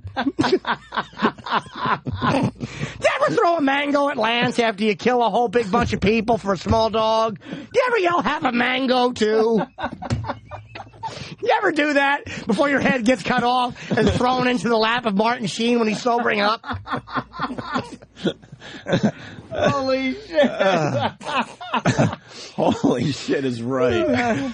Eat them. A mango, they're good, but the pit is strange shape and very hard to get out. You Get need a in your sharp ass. knife, and it takes about half an hour to get out what You you ever want try to to eat. shit a mango pit and you wind up pulling the towel rack off the wall?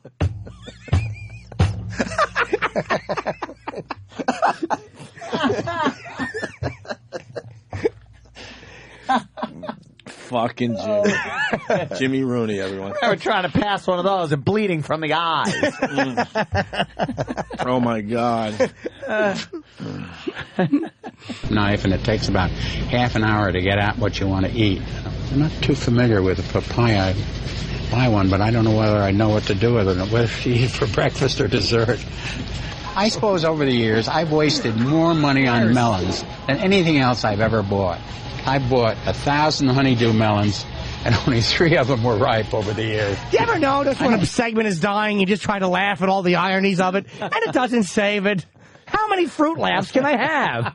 I laughed over not knowing what to do with papaya. I laughed over all the bad melons I bought. I laughed over how worthless lemons are. I really should have died in 1985. Why are you buying all the melons, Andy? I don't know.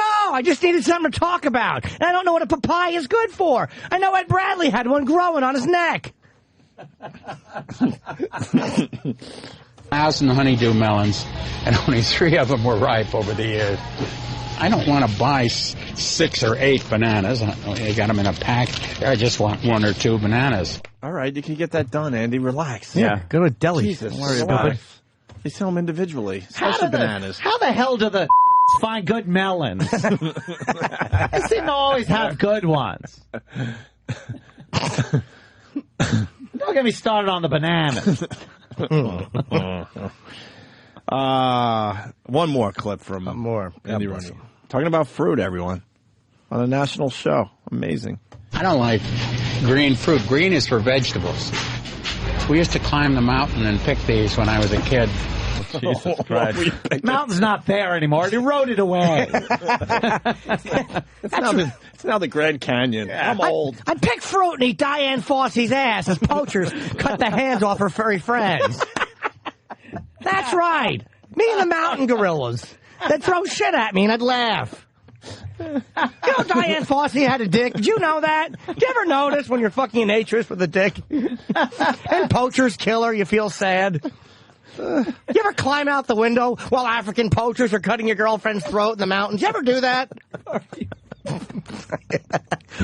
Yeah. You ever pet something and the next day its hands and feet are gone? And you just feel sad? You ever bond with something that becomes an ashtray on someone's coffee table? You ever go to your coworker's house and say, "Hey, Steve, where'd you get that ashtray?"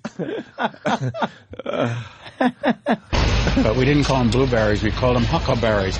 Strawberries, they're all from California these days. I mean, if you're in New York, the strawberries should have been grown in New York or New Jersey. I think a cherry's the only thing I've ever stolen from a store. One of the great mysteries to me is how they make a grape without any seeds in it. And where's the next generation of grapes coming from if they don't have seeds in them? What do they have tomatoes in with their fruits for? I know there are people that argue that tomatoes are a fruit. Tomatoes are a vegetable. I don't care what they say. I hate to have a sticker on a piece of fruit. The three of us here in the office had a contest the other day to see how many fruits we could name. I think Susie won with 27. See how you do. No, that's okay. Oh, wow. We won't be playing that one around the office I today, won Andy. I won the biggest wasted segment. I won. Hands down, they said. They were counting how many fruits they know. Ugh. How many? You know what? Guaranteed, Andy was like, "Hey, could you come in here a minute? Yeah. How many fruits could you name?" And then they have to walk down the hall and make believe they gave a shit. Like, oh, yeah, fuck. like, oh, God, here it is. When are they going to fire this old codger? They run past Andy Rooney's fucking... are they frying watermelon? Yeah, I think so. I got to go, boys.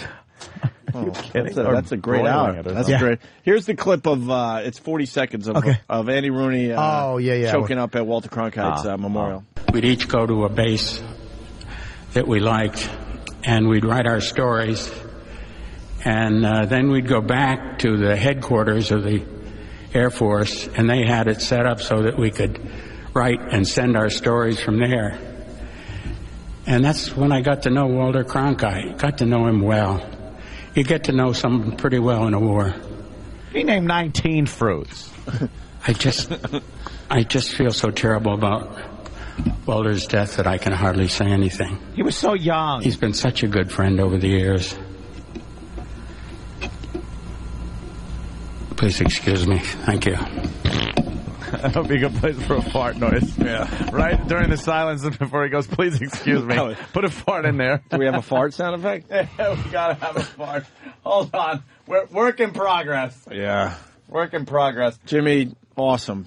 What a way to lead the show today. Yes. I'm so bummed I'm going to miss fucking Michael Emerson. I'm screaming. I'm going to miss Michael Emerson on Wednesday. I'm so depressed about fucking Ben from Lost coming in. I'm going to miss him. And Dice. Yeah, well, Andrew, I know. I mean, I can just call Andrew. I love Andrew, but we don't see you until Friday now, Jimmy. Yeah, I'll probably call in once. Big movie star. Yeah, call in. Yeah, we'll see how it's going. If you can. I'll try to get somebody in, because I'll be up there with Patrice. Yeah, call in if you can. All right, guys. We understand. Never find anything. I'll talk to you in a couple of days. All right. Bye, Jimmy. Bye, guys. There goes Jimmy. Bye, Jimmy. Bye, sweetie pie. Do we have it? I suck. I can never find sounds I need. We could just make. Never notice. We could just make a fart sound. Yeah, I can make a fart sound. All right. Really? Yeah. All right, hold on. Now I got to get it all. I got to figure out what he says before the silence. Hold on a minute. Somewhere in here, I think. I just feel so terrible about Walter's death that I can hardly say anything. He's been such a good friend over the years. Please excuse me. Thank you. Wait, can you do that? Hold on. Look at us working on a bit. Hold on a minute. I got one more thing to add after that. Hold on.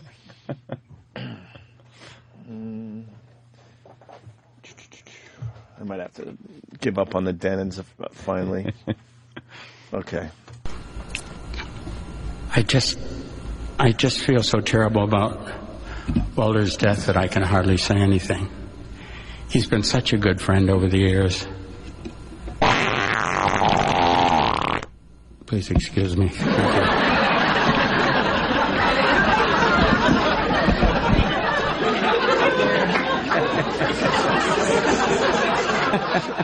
Fucking asshole. Children. Absolutely. Fucking children. Danny, one for you. There's someone is saying, please tell me you saw the picture of Larry King on whatwoulddtylerdurdendo.com, wwtdd.com. Thank you, by the way, to the listeners trying to get him on our show, but he's too scared to come on our show. He's a huge fan of our show, but just doesn't want to blow it by Larry King fucking up on our show.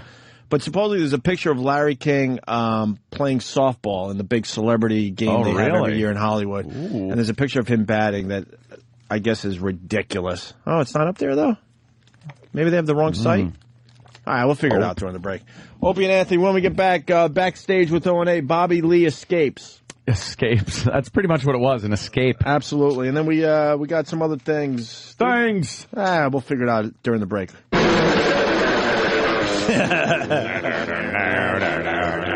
Yeah. Go Doyle. Doyle rocks. We need some paying gigs is what we need. Get the fuck out! Get out, Randy! You tuning son of a bitch! Morris! Fucking genius! I'm going to watch Sling Blade. Always. I'm a little out of this conversation. Oh, It's been a while. But the thing is, you got to watch it 10 times. Because all they want to do is just practice and have a band and play some gigs. Yeah. And that's all they want to do. But Doyle. And then Doyle they want to practice. He throws his beer through the window and calls him a tune-in son of a bitch. You motherfucker. You tune-in son of a bitch. You tune-in son of a bitch. All right, well, speaking of movies, someone help me out. I wanted to go to the movies this weekend, for real. I was a bit sick. For real? I had like a dumb 24-hour bug, so I was kind of close to home all weekend. And I need to be out and about, doing shit. Mm-hmm. And I went to my local theater, and I have no desire to see any of these movies. And then I went on I was saying this, I went on my on demand, and there's nothing there I want to see. Or I've seen it. You don't want to demand anything. No, absolutely not. So what is out at the movies? Because to tell you the truth, I don't even keep track of that shit anymore. When was the last time you were at a theater? Oh, my God. Don't remember. Probably for some screening we did here. Really? Yeah. I saw 500 Days of I saw 500 Days of Summer. Good movie. Not oh my God, but it was good. Mm-hmm. And the theater was completely packed. Had to figure out I had to sit too close to the screen, and I'm like, in this day and age, we don't need to do this. No. Give me my fucking movie right in my house. That's how I like it. That's why. And there's a market there, isn't there? Of course there is. How much money? We got to go with the average person, but how much would you spend to see like a movie that's in theaters right in your house? $1,000. Well, I'm teasing, of but course. you would think they couldn't go less than 100 or something like that. Is what I'm thinking. That's crazy, though. I know, but I'm sure they do the math and go, well, if we offer these movies for $20, $25, they're just going to bring everyone to that house, and we're going to lose all that money. So I think they got to make the cost a bit high on the high side. But once again, you go to the theater, and your home system's better. Yeah, it definitely is. I'm talking to the majority right now. We all make sure we have some kind of system at home, right? Yeah, the sound is good. You don't have fucking assholes in the theater with you. You're not looking at a grainy copy of some fucking movie where the speakers aren't working in the theater properly, or it's blasting loud, or it's too low. Car chases are fucking blasting. Dialogue you can't hear. I fucking hate that. You know what drives me nuts about going to a theater? It's really simple. The fucking exit signs that are lit up because dummies can't figure out how to get out of a theater if there's a fire. If there's a fire, yeah. You just but they're lit up everybody. so much that it takes your eyes away from the screen at times. When you want your peripheral vision. Remember when we were growing up, because I know that's a newer thing too. When we were growing up, man, you went into a theater, it was pitch dark. Yeah. And if you were late for the movie, you would pretty much sit on someone's lap. Stick your ass in someone's face. Yeah, you didn't know. No. But now those exit signs are so lit up, it takes me out sometimes. Yeah. Because it used to be cool to be in a really dark theater checking out a really cool film. We can't do that anymore because there's too much riffraff going on, I guess. No, it's because of, the lawsuits. It's because of the people that can't figure out how to exit. Where the exit is. And who exits in the front of the theater anyway? Yeah, that's for fire. Somebody else fire in a crowded theater. Yeah, they'll still run the way they came in. Oh, yeah. It's human nature. Remember, your closest exit may be behind you. There you go. That's airplane lingo. Weekend box office, Ice Age, Dawn of the Dinosaurs. Now, I would see this, but not in a theater because like animations are way better at home, on demand, or if you get the the DVD, way better at home. It's not even a question. I saw that up. It looked horrendous on the screen, and then someone told me I should have went and saw the 3D version. Yeah, everything's in 3D. Everything's in 3D now. Because they figured out the 3D thing, finally. Yeah, well, they figured it out at Disney quite a while ago. True. I remember going to, like, Disney World and seeing some, Bug's Life. Right. Stuff like that, the Muppets in 3D. And then we had to wait, 10 years for it to be everywhere. Captain EO was one of the first ones with Michael Jackson 3D. Was that good? For the time, I think it was cutting edge. Yeah. But now... And are they coming out? Hold on, let me go to Jersey here. Who's this in Jersey? Jersey. Hey, it's Keith in Jersey, the Mac consultant. Hey, what's up, Keith? There's an article in the news over the weekend that James Cameron and Spielberg and a short list of the ultra-high ticket directors are getting behind this new ultra-high 3D theatrical format to drive people back into the theaters. Yep. The other thing is, you guys have to see the new trailer for Tron Legacy. It rocks. Tron Legacy. Yeah, comes out next year in IMAX 3D. But Tron was so awful. Why would they attempt to, put... Because it's got modern-day graphics. Okay. There you go. And the same way they did X-Men, where they made Patrick Stewart, the other guy, look a lot younger to do the flashback scene. Yeah, right. They're doing the same thing with Jeff Bridges. All right. There you go. Interesting. We'll check it out. What about that new James Cameron movie? They showed a little bit of it at the that fucking Geek Con. Comic-Con or whatever it's called. Yeah, they showed like 14 minutes of it. I don't know if they showed that much of it. They showed like a What's the movie about? Avalon. What's it called? Avatar. Oh, Avatar. Right, sure. I was going to say Avalon. That's got quite the buzz, doesn't it? He's been working on that for 10 years or something. How long does it take this guy to make a movie? The guy's been working on that. Well, if you're him though, you could do that. Is this the new Tron? Oh, that looks Those are the light cool. cycles. Boy, did they completely change that around? That kind of looks cool. The light cycles. Oh yeah, okay. All right. But why have a light cycle? Well, what's the point of a light cycle? You got to cut the guy off so he has nowhere to go with your little light walls. But you got to remember the whole purpose of the movie 3D was that it was a fight inside the computer. Inside the game, right. Right. Yeah, I wasn't in with this Tron thing. I couldn't be bothered. No, I couldn't. But this looks kind of cool. We're looking at it right now. Thank you, sir. You're going to see the last 10 seconds of the trailer. That's where it is. Last 10 seconds? We're, like, not even close. Yeah, come on. We got the long trailer here. Get me out of here, Hendry. It goes on for, like, 5 minutes. No. It's only like a 2-minute teaser trailer. There's a payoff there, guys. Watch it. A payoff. All right. Hopefully Punch it out. All right, thank you, sir. Are we going to wait for the payoff? We getting close? Well, I mean, this is the end of it. This is the end coming up now? The end, so whatever he's talking about. Oh, wow. There's the payoff. What is he talking about? All right. The Neon Tron? Who cares? Ice Age, Dawn of the Dinosaur. And then in fourth place was the movie that got so much hype and it didn't do that well. Orphan. Oh, Orphan, yeah. What did we learn about Orphan? I need to know. I think was it Sam that saw Orphan? Could Sam give it away and people turn off their radio for like 30 seconds? There's nothing to give away. She's fucking all right, listen, a weird we might kid, and she might probably killed her parents or something. Let me figure this out. We might be giving away the ending of Orphan, so you might want to check in about a minute. Yeah. All right. Turn the volume down, but just look at your radio. See, at least we're being nice about this. We used to just spoil it. Yeah. Sam, was Orphan good? I liked it. Aw. Why did you like Orphan? Why are you looking at me like that? Like if I thought it was good. I like a little Orphan. I like horror movies though. It had a horror twist. movies. Horror. Of course, it had a twist. Could you write down the twist? Twist is that she's not just an orphan. Twist is she's a man. She killed. What? Yeah. That's I don't even want to give it away. Wow, that really blew it, dude. How does that happen? That's the well, if I could write it down and then write it down. Yeah, write it down. Keep for writing. real. I don't feel like giving away the spoiler. I just decided. You know something? That's so stupid. But now I'm mad because I never would have thought of that. But why would that be? I never thought that. But why is? Get out of here! Shut the fuck up. Is that true? Yeah, that's you're making jokes now. No, this is an SNL skit. That's funny. Yeah. Is there anything else to write? Sam is writing the spoiler to the orphan. Now, what's the problem? It's better though? that we're not giving it away. Like, yeah, what is her problem?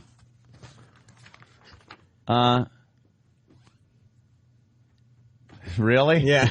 What? Did they show that without them? Yeah. Like that's one of the big. Once the twist that's the big comes in twist. and Yeah. she Hey, does look at that. Yeah.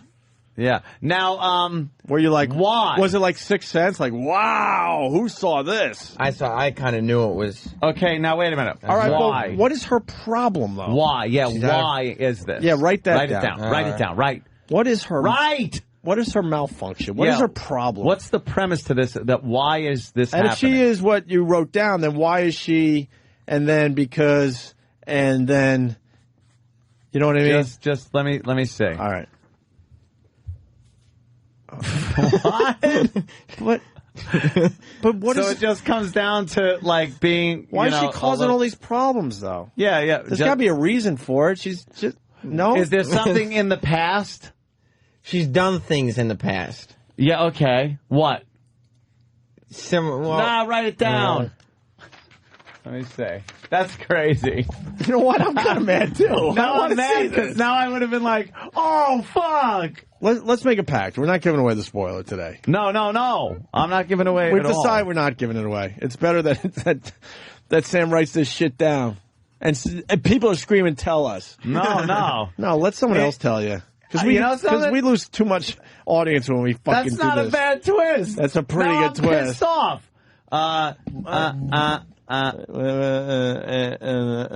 Oh, okay. All right. Okay, in the past, you I did got that. you. Yeah. All right. Wait, I gotta write something. Here. Talking about Orphan. Hold on. We're not talking. No. I know. It didn't make a lot of money, though, Sam. It didn't have good reviews? Write it down. Yeah, it did have good reviews. Wait, what'd you write? Okay, show Opie. Okay. All right, now write it down. Get out of here. Get the fuck out of here. Really? Yeah. Okay, he's writing more. What do we do with this? Do we bring this to everybody else? No. No, we can't blow this because this is good. This is Peter. It's actually good. I'm bummed. Peter Puffer from Rochester, my new favorite bit. Write it down, Sam. You got a new bit, Sam. Write it down, Sam. I'm so bummed now that I know. Yeah, same here. We were stupid. But I thought it was going to be the normal hack thing where, absolutely. all right, here it is. She's not this innocent kid, and she killed her prior family and things like that or something. You guys are never going to see this in the theater. It'll be 14 months before it's out on cable or whatever. You're never going to remember this day. Ever. No, I'll know this. I just don't want to blow it for people out there. That's all. You know how many movies I've watched where I know the ending's been blown, but I can watch it anyway? Yeah, that's true. I don't remember. Yeah, but you'll know once you start watching this. You'll be like, oh, yeah. When did you figure it out? Oh, no. Let me see. Yeah? Yeah. All right, that's fucked up. Well, because the preview said Esther's got a secret, so I was trying to think of what her secret might be. And that's what I thought it could be. Well, I kind of knew that. Mm-hmm. I kind of knew that one. Wait a minute. Wait. Hold on. Of course. Let me write. They're calling us pieces of shit here. They're so pissed off. Everyone's mad. I like the little twist we did on the spoiling a movie bit. No other radio shows are doing this right now. Huh? No other radio shows are doing this. Blue Healer, do you guys think you're retaining listeners with what you're doing right now? I don't give a shit. At least the music's good. Okay, here. Wait, oh, okay. Yeah. Let me see. Was that explained? If what you said... No, this is not a secret. She's got an accent. You can't tell in the trailers. Yeah? She's got an accent. Okay. Oh, okay. That's not a big spoiler. Sorry. So she just... Well, fuck me running. Yeah, she's got an accent. Oh, wait, Danny's writing. All does right. She have, does she... wait. Oh, that's a good one. Yeah. All right, Dan, was that addressed? Danny, God, Danny, you know, that comes out with a great I'm not fucking... saying it's wrong. That is a good... People are screaming, yell it out! He's got an answer, though. Really? They're all screaming, tell us. Uh-huh. This is our new bit called Write It Down, Sam. Write It Down, Sam. And it's for your benefit, people. Let me explain something to you. This is for your benefit. Let me say. Yeah. You know what I'm saying? Oh, right. Oh, Okay. hence that. All right. Now I understand. Now I got a question. Everything. Right. Hold on, I got a question. All right. Okay.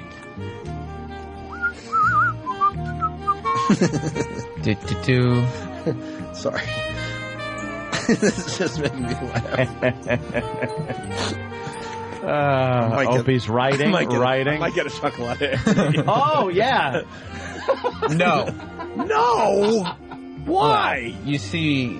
Write it down. Write it down. What are you kidding? You don't say you see and then get ready to say something. Gotta write it down.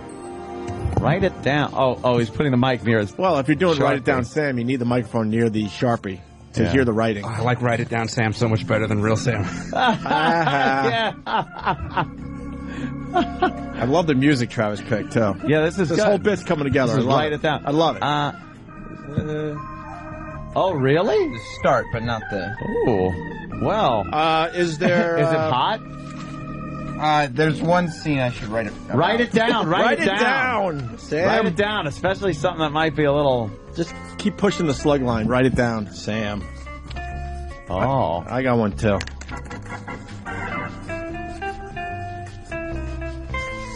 Can we have a production piece for Write It Down, Sam? Yes. Run immediately. Oh. Derek's going to be mad. He's going to have to do a production piece for Write It Down, Sam. Oh, there's a lot of writing on this one. Whoa! Let me see. Stop! Wait, I can't see. Yeah, okay, that's the question I had. Damn, We got a match. I was about to fucking...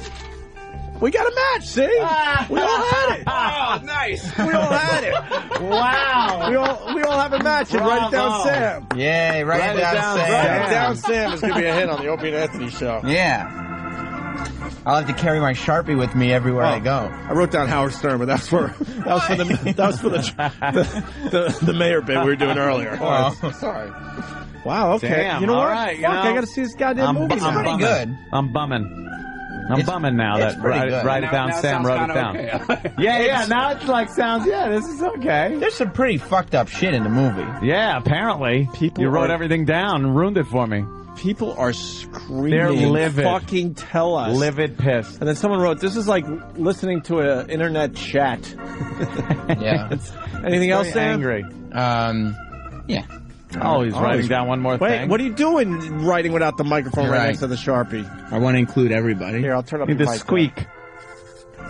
Here it is. Do you think the last anyone one. can tell what he's writing by hearing the I Sharpie? don't know. I'm a little worried. It's like reading lips, only reading Sharpie. The old phone number bit where you could, the tones. Oh, excuse. Oh. It's very disturbing themes. Yeah. All right. Well, All right. that's probably why they wanted her in the first place. Correct. Probably the reason they looked past her foibles. Correct. Foibles. Well, I'm gonna have to see that. I think. This one's a spoiler, and it would if I said it out loud, it would spoil. So write it down. Write it down. Okay, write it down. Write Sam. it down, Sam. You guys say write it down, Sam, because Yeah, the bit's I name is Write It Down, Sam. Don't say it. Write it down, Sam. If Derek doesn't have a Write It Down Sam production piece by tomorrow, he's fired. I hate Write It Down, Sam. If I was a listener, I would hate Write It Down, Sam. Footer wants in badly, but hold on. Before you show that, Footer is talking for the entire audience, Anthony. Footer. Hey, boys, check it out. I got something real good for the show. Okay. Huh? What do you think? See, he's Write writing it down, Footer. Pretty good, huh? See, Pretty he's good? writing down his phone call in. I gotcha. That's right. That's how it is to the listeners, you fucking knucklehead. Don't Right, feel Footer, like right. One more. Is this All the right, last here it one? is. I guess so. Oh. I think it's nice, not so nice though. But and no one notices that until right.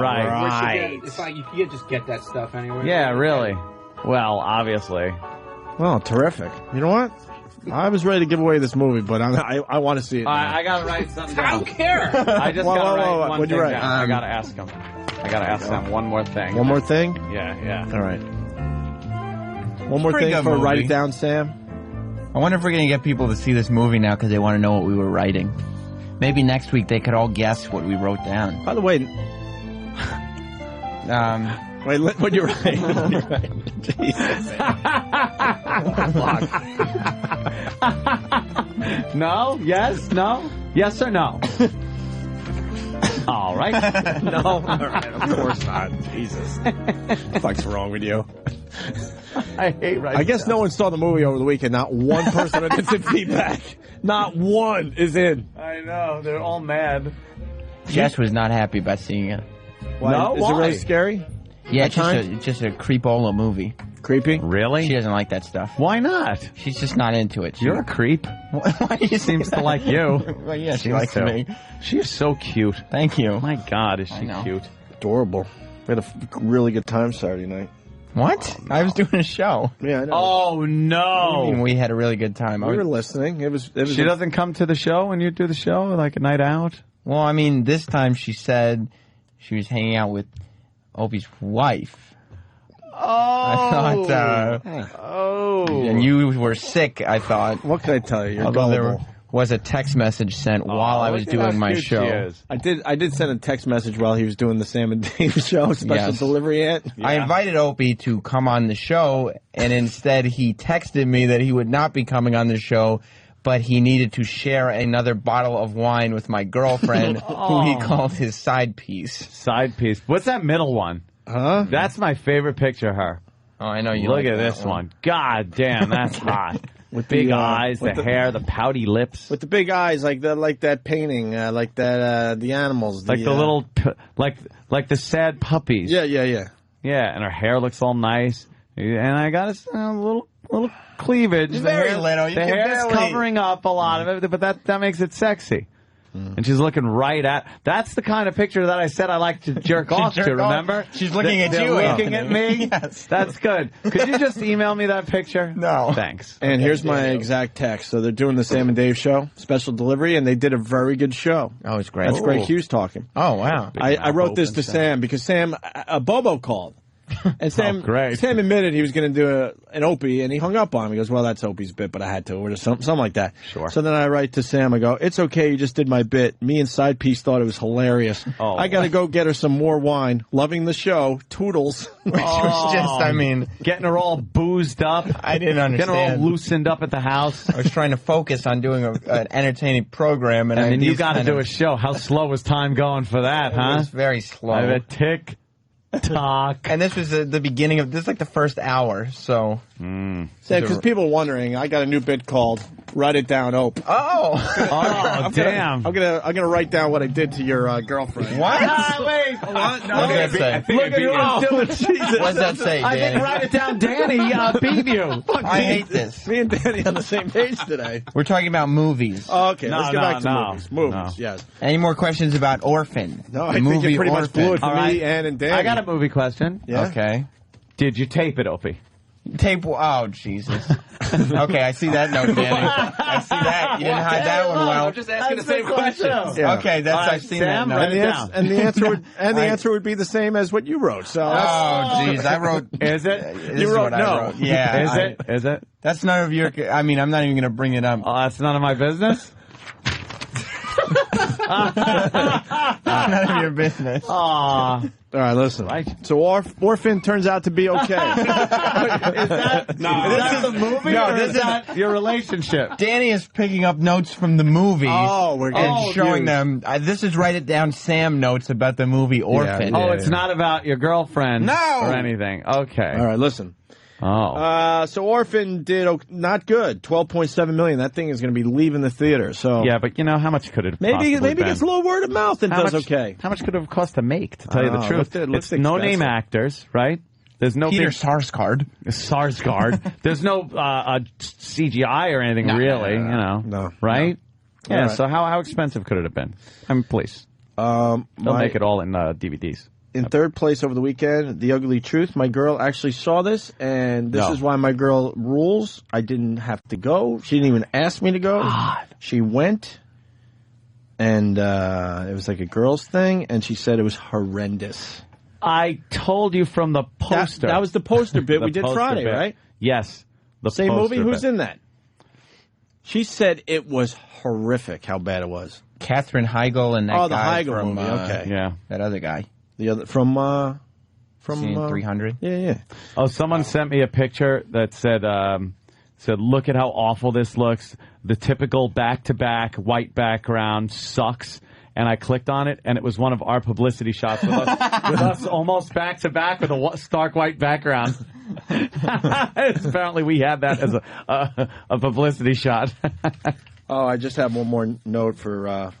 yeah, it was almost it. I think it's from that, right? Yeah, I think it's that one. I have another note for Write It Down, Sam. Oh. We'll play it backwards, though. This is the answer. Why? Oh, my this. God. It was this. Well, It was this. It was this. I don't understand what that means. This. I'm sorry, but I have to... It was this. You just said read it out loud. I have to say... It was this. Why would you write that? I don't even understand what the question... It says grape jelly. Let's just say it. It was I think this. it's asking you. This is the answer. Oh, that's the answer. Yeah. I don't understand. No. This is the answer, in case you want. Oh, because you were ready to write down, so what flavor? Is it syrup or grape jelly? What? And it's, Right? it's grape jelly. What do you mean? What?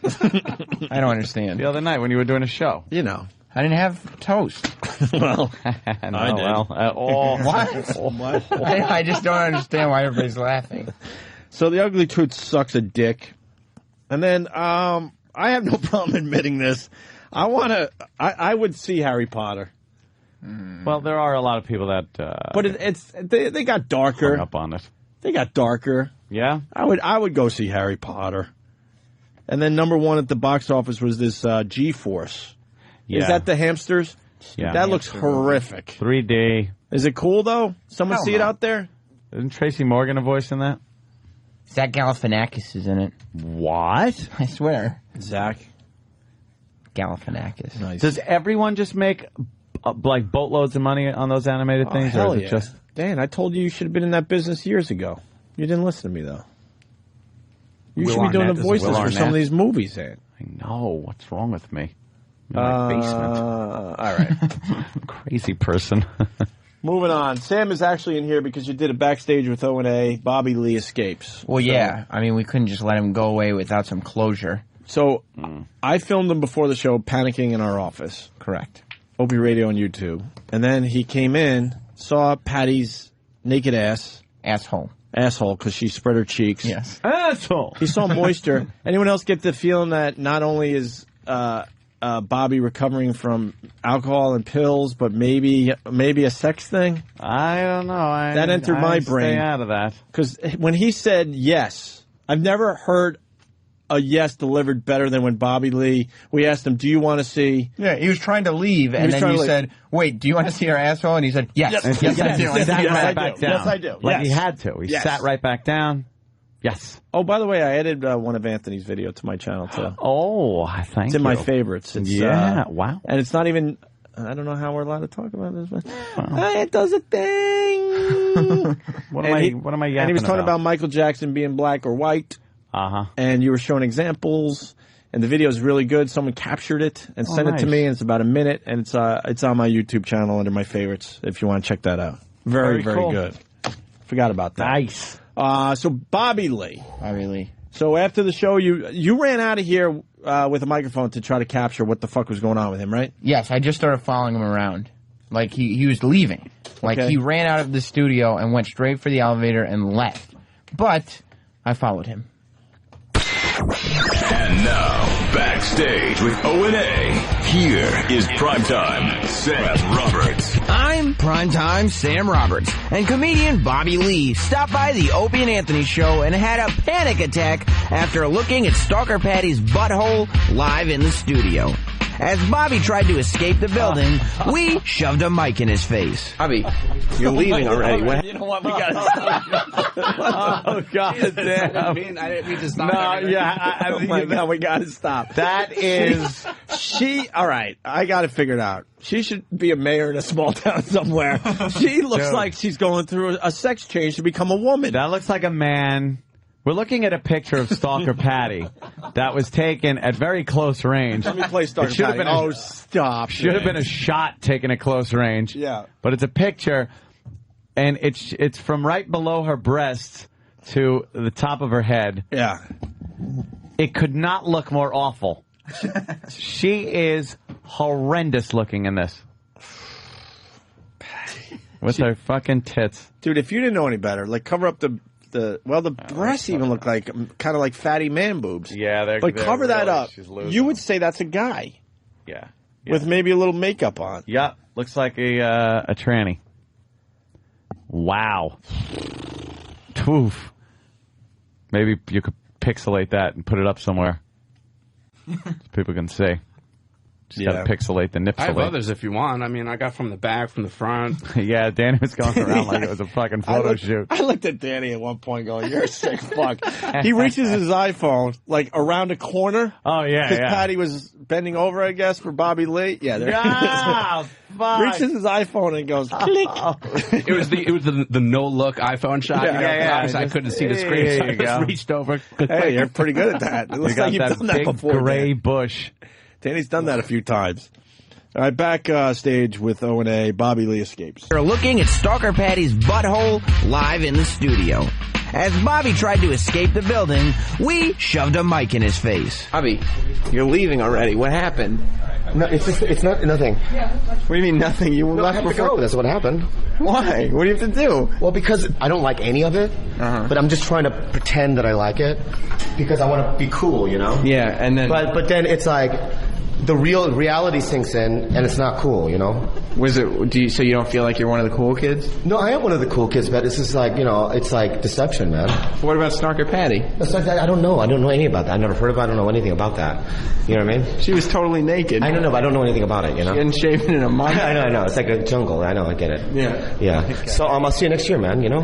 You're leaving for a year. That's it. Well, I know. I come back every year. And now can I say something right now? Yeah. I was fine when I left. Now I'm back because of you. Why? We're just talking. I don't know what you're doing right now, man. We're talking. I don't know where this is going. I don't know what you're doing. You know? After comments like that, it became clear that in order to gain closure, we would have to follow a panic-stricken Bobby Lee down the elevator. It's been fun. Yeah, I guess it's a pleasure. All right, yeah. I guess You're coming down with me? I guess so. No, get out of here. No, get out of here, man. No, what are you doing? Get on the elevator. No, I don't like it. I just make sure you get out. This is what I'm going to do. Once I get outside of the building, I'm running. And I don't want to run. No. But you're making me do it. Okay. All right. Did you like the building? I mean, it's a nice elevator. Whatever, man. What's wrong? Nothing's wrong, man. I'm cool. I don't understand. You're being so closed off right now. I'm in an elevator. There's two things. Elevators and now this. What's wrong with elevators? You don't like elevators? This guy is bigwig at the Carolines, man. Gregg Charles? Greg Charles. That's his real name, but my point is I want to get booked back. Yeah. And now they think I'm crazy. But they like that. They think I'm a lunatic. I'm not a lunatic, man. But it's okay. Like, you know, you're eccentric. Right? You're a comedian. I'm just a guy who, you know, tries to survive in the world. You're running away. Bye, Bobby Lee. Apparently, he doesn't like interviews, as Bobby Lee literally ran across the lobby of the building and out onto 6th Avenue. Hopefully, he'll manage to recover enough to be completely broken down again the next time he stops by the show. I'm Primetime Sam Roberts, and this has been Backstage with O&A. He really ran? Yes, he literally ran across the whole lobby. This is like this is not the serious building. There's 3 floors in this building that are serious. The rest is serious, or regular business people. Sure. Yeah. People in suits come in here, and all of a sudden, at 10:30 in the morning, Bobby Lee is running across this giant lobby and out onto 6th Avenue and running down the sidewalk. Holy mackerel! Yeah, Patty with her hands over her head. So what are we going to do with Bobby Lee? We want him to be part of the show, but there's obviously a problem. I mean, we're not doing anything crazy with the guy that we haven't done with other people. He's not used to coming on to shows that aren't like hacky. Like, he likes to come onto a show and control the room. He's got this thing where he gets super paranoid if he's not in total control. Can we get him on the phone today? Where is he? Back in L.A.? I don't know, but we could. Or is there a way to for our listeners to write him for real? and go, look, we love you on the show. We need you back on their show. Well, he and said... I'm being honest. Don't fuck with him. He said people were... I think he could be strong for this radio show. He said people were emailing him on Facebook before and calling him gay for spitting on Bobo's penis. That's going to help. So obviously he reads his Facebook. If you find his Facebook, maybe send something that says you were good on the show. Yeah, for real. Yes, not like... No. You're gay for spitting on it. Because we want him back. There's a major problem here. I don't think he's coming back until next year. No, it's next year. We just got, because this is what happened last year when we made believe there was an earthquake in New York City, and we thought we smoothed things over. Like, okay, he calmed down. He'll be back. No, that was a year almost to the day. So he ain't fucking around when he says, "I'll see you next year." 1 year from now. It's 1 year. Could you picture 2 Christmases a year? That's what makes Christmas so special. One visit from Bobby Lee a year is all we get. And doesn't he understand if he only comes in here once a year that we have to make it really special? If he came in on a semi-regular basis, we would do just regular radio with the guy. Yeah. He said that you guys are juggernauts, and he loves coming on here and plugging his show. He comes on here to plug. Yeah. But he is not comfortable in here, and he hates being in the studio with you. Even when we were doing like just regular radio with the guy, I could see it in his eyes, like he was falling apart. I'm like, Bobby, we're on your side. We're all together here. When you guys, he was outside on Friday. He was outside the studio for like an hour and a half waiting to come on, and he came over to me at one point out of nowhere. I was sitting at my desk, and he came over and he goes, "What are they talking about right now? Obama? I don't know anything about this. What are they going to call me in? What am I going to talk about? What are they going to do to me? What are they going to do?" I go, no, just... There you go. There's your Bobby Lee update. I heard he was great at Caroline's, by the way. I heard he was great. It's very funny. Yeah. I've never seen his stand-up. It's good. Really good. Guy knows what he's doing. Yeah, he's fucking funny, but he is a nut. Yeah. He's crazy. He really is. Travis, have we done the fishing bit in a while? Yeah, we did it Friday, I think. Can I play it here, sure. or is that bad? No, actually, we did it on... Yeah, you can do it now. You sure? Yep. All right, we're going to go to break with Jim Norton, who had to leave the show. He's filming a movie. He'll be back Friday. Dirk and Steve took his fishing bit and did some nice stuff with it. And rumor has it Coke Logic is thinking about animating this motherfucker. Oh, wow. Anything Jimmy does that Coke Logic animates is gold. You have a choice. The fishing bit, the caveman bit, or Jimmy as Jimmy Rooney could be funny, too. Yeah, I know. It's your choice, my friend. But get that animation in soon.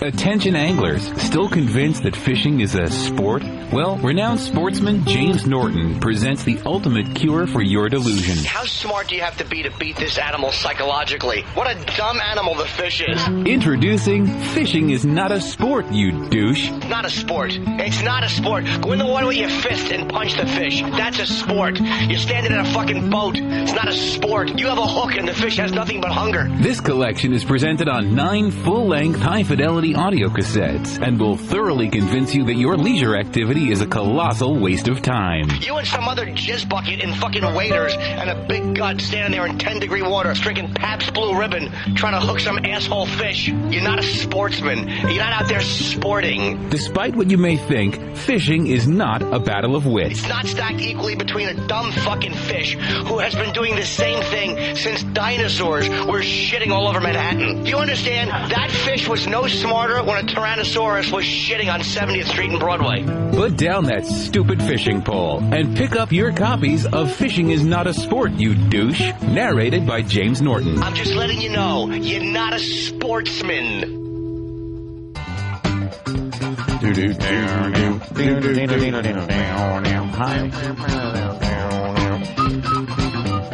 Fucking depressed. Poor Kay. That goddamn car accident that was all over the news yesterday. Oh. 8 fucking people died. A little north of the city, one of the highways. Just make it basic for everybody else in America and the world. In America. More and more people listening outside Canada and America. It's unbelievable. Yeah. The numbers are up. So there was 8 people dead on a Sunday afternoon. Yeah. Kids involved. They're dead. There's one survivor, and she's pretty much, I think it's a she. It's a 5-year-old girl, I believe. And she's like she's not going to make it. If she does, it's going to be just a horrific life for her. It's grim. And then you're like, what the fuck happened, right? Yeah. Turns out some dope went on the highway the wrong way? Yeah, it was the one that was driving the minivan with all the kids in it. How's that happening? How do you do that? I don't understand how you get on a highway the wrong way. It's too much. There's too much work involved. These stories come up, a couple times a year? Yeah. And then when you're driving on a highway and you see the exit ramps and the entrance ramps, then you kind of do a little exercise in your head, like, well, how would I? And then, you know what I mean? Yeah. And you're looking at the backs of complicated. signs. You're just looking at the backs of signs and shit. Yeah. So that's like a clue.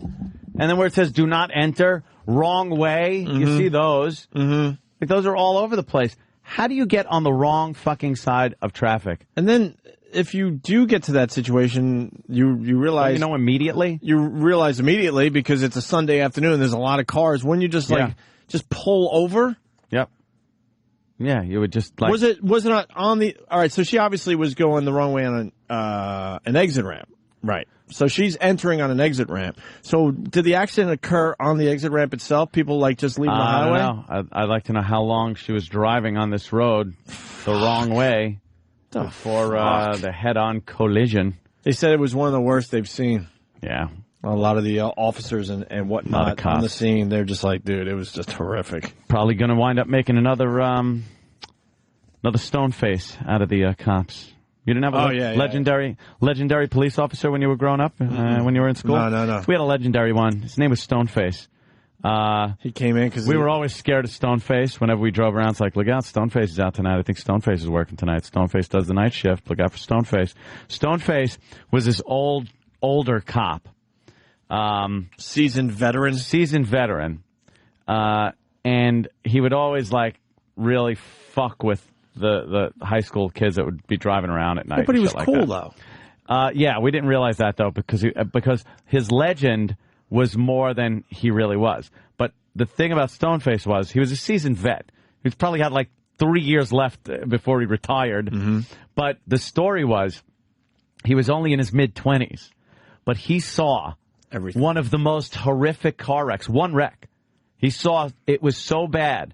It was like just high school kids in pieces all over the road. For real, or you just making this up was some a kind legend. of legend? Oh, okay. This was this is what was told to you. It was told to everybody about Stoneface. Okay. And that's why he's got it out so bad for the high school kids that are out driving, because his hair turned white. Meanwhile, he just had gray hair. He was an old guy. Yeah, I know. And he had wrinkles, and he had we called him Stoneface because he never smiled or anything, and he had very chiseled man features. But it was dude, he's fucking 25. I'm not shit, man. He's fucking 25. He's got that white hair, turned white over fucking night, man. Wow. He fucking saw that big wreck and just got old overnight, and now he just hassles the fucking kids. Meanwhile, he's just an old cop fucking, that was it. But the legend of Stoneface, dude. Stoneface. Shit.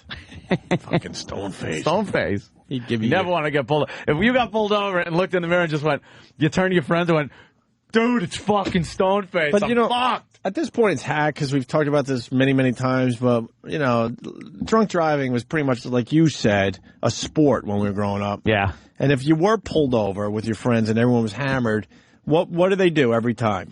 They didn't arrest nobody. No, they tell you to take it easy, or they tell you go, which one of you is drank less than this guy? Right. And then they drive, or he'd throw your keys there you go. down the little ravine of the highway or wherever you are and say, I don't want to see you on the road. I'm going to pass by here in a couple hours. The car better still be here, and you better be asleep. And right. That was or he would, do the rest of his shift and then come back with your keys going, you're not going anywhere until I'm done with my shift. And if you were close enough to your house, he'd follow you home. Yeah. So it's all right. Go home. I'll follow you. Yeah. It's changed. I hate to say it and be the guy, but it's changed for the better. It was pretty crazy out there when we were growing up. Holy shit. Some nights I don't even know how we got home. Yeah, look at that, Sig. They're saying that's right. I knew Stoneface. I grew up in Greenlawn. Yes, Stoneface was in Greenlawn. Greenlawn area? Elwood. I'm a Greenlawn guy. Yeah, Suffolk cop. I don't remember Stoneface. Oh, dude, Stoneface. All right. I wonder if he's still working. Dude, he's still on the job. Well, he was only 25 then. Right. Rob, Long Island. Yeah, this turns out this stupid accident. The lady lived on my street. I don't really know her, but now I'm looking at a house, and this thing is freaking me out. But here's a question. A lot of people now use these navigation systems to kind of like tell them where to turn. Yeah. They don't have to think too much and they can yak it up. Right. Is it possible that this may have been caused by that? We don't know that yet, but you know, if you make a left, you make a left. You know, that kind of, you know, something, we don't really think much about what we're doing when we're driving with the nav on, when you don't know where you are. And if it tells you to make a left, a lot of times you just do it. They usually say make a left as the left is actually 100 feet up the road, but there's another left turn It's right a make there. next left. And meanwhile, the next left is a one-way. Right. Then the one after that.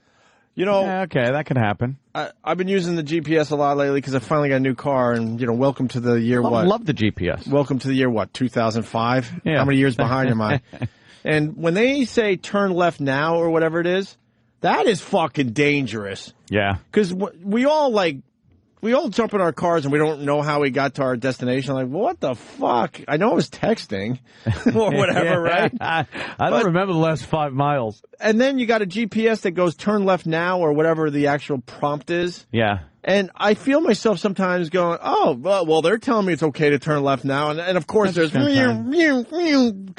Meanwhile, when it's safe. When it's safe is what when they there's should no be saying. cars coming. But sometimes it's like it's just a little thing in the back of your head. You're like, oh, you're ready to just turn because they're telling you turn left now. It's autopilot.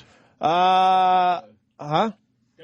I remember at least maybe 2 or 3 stories, at least in the last year, where somebody listened to their GPS a little too hard, and you know, it was somebody's thing was yelling at him to turn left or something, so he turned left right onto train tracks. Oh, right. Okay, and it's so like, why would you? Yeah, but I mean, just because your GPS says to like turn, like your GPS knows, you can still visually inspect and see that you should not be turning left onto the train tracks. Your GPS knows.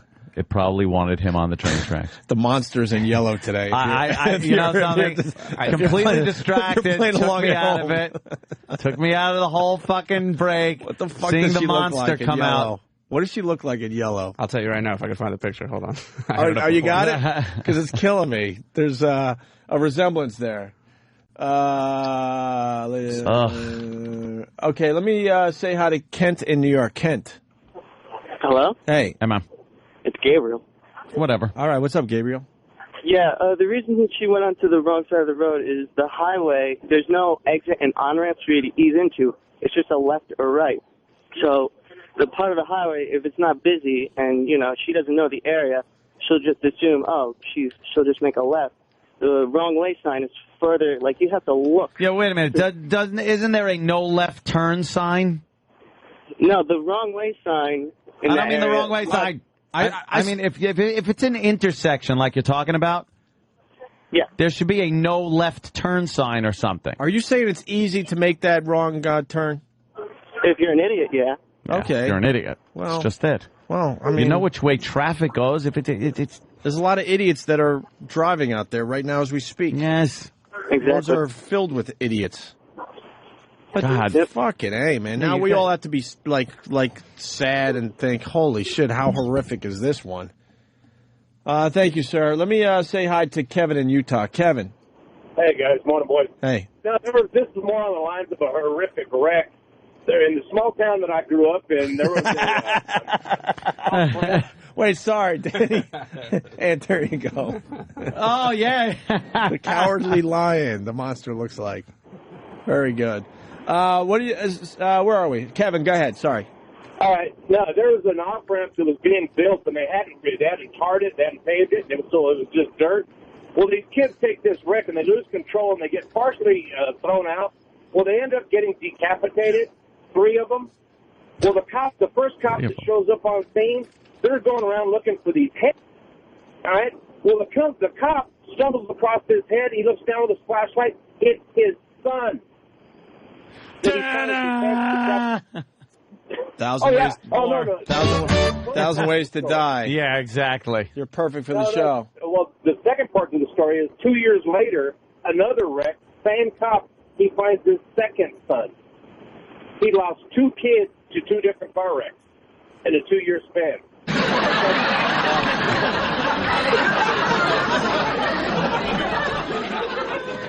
Yeah, we all thought that was kind of bizarre. Yeah, it's horrific. But that's all I got. Punch it up, boys. All right, thank you. James, the trucker. Well, let him say it. He's a trucker. James. Yeah, I just wanted to say that GPS is for faggots, anyone that's too lazy to read a map the old-fashioned way deserves to die. All right, go fuck off. Look, there's a big leap between taking your GPS and turning onto train tracks and going back to a AAA triptych. A triptych. I've had it. Remember the triptych? Fuck that. Maps, everything else. I like driving with a navigation system. Yeah, absolutely. It makes driving fun. Hey, Aunt, what happens if your GPS says you turn left and you go into a lake? I wouldn't do that. Well, is that your Ted Kennedy's GPS said excuse? turn left. I look, dummy. And my GPS is smart. It doesn't make mistakes. Ever. Oh, wait a minute. I forgot. It tells you in German how to go, right? It could. Mm-hmm. All right. You keep trying.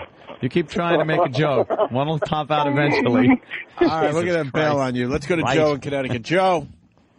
Yeah, I Hey. was driving and I had the old Garmin and I hadn't updated my maps in a long time, and we were headed to this party, and it took me down this really windy back road that made me take a left and then a right, and we're cruising and it's dark and we couldn't see shit.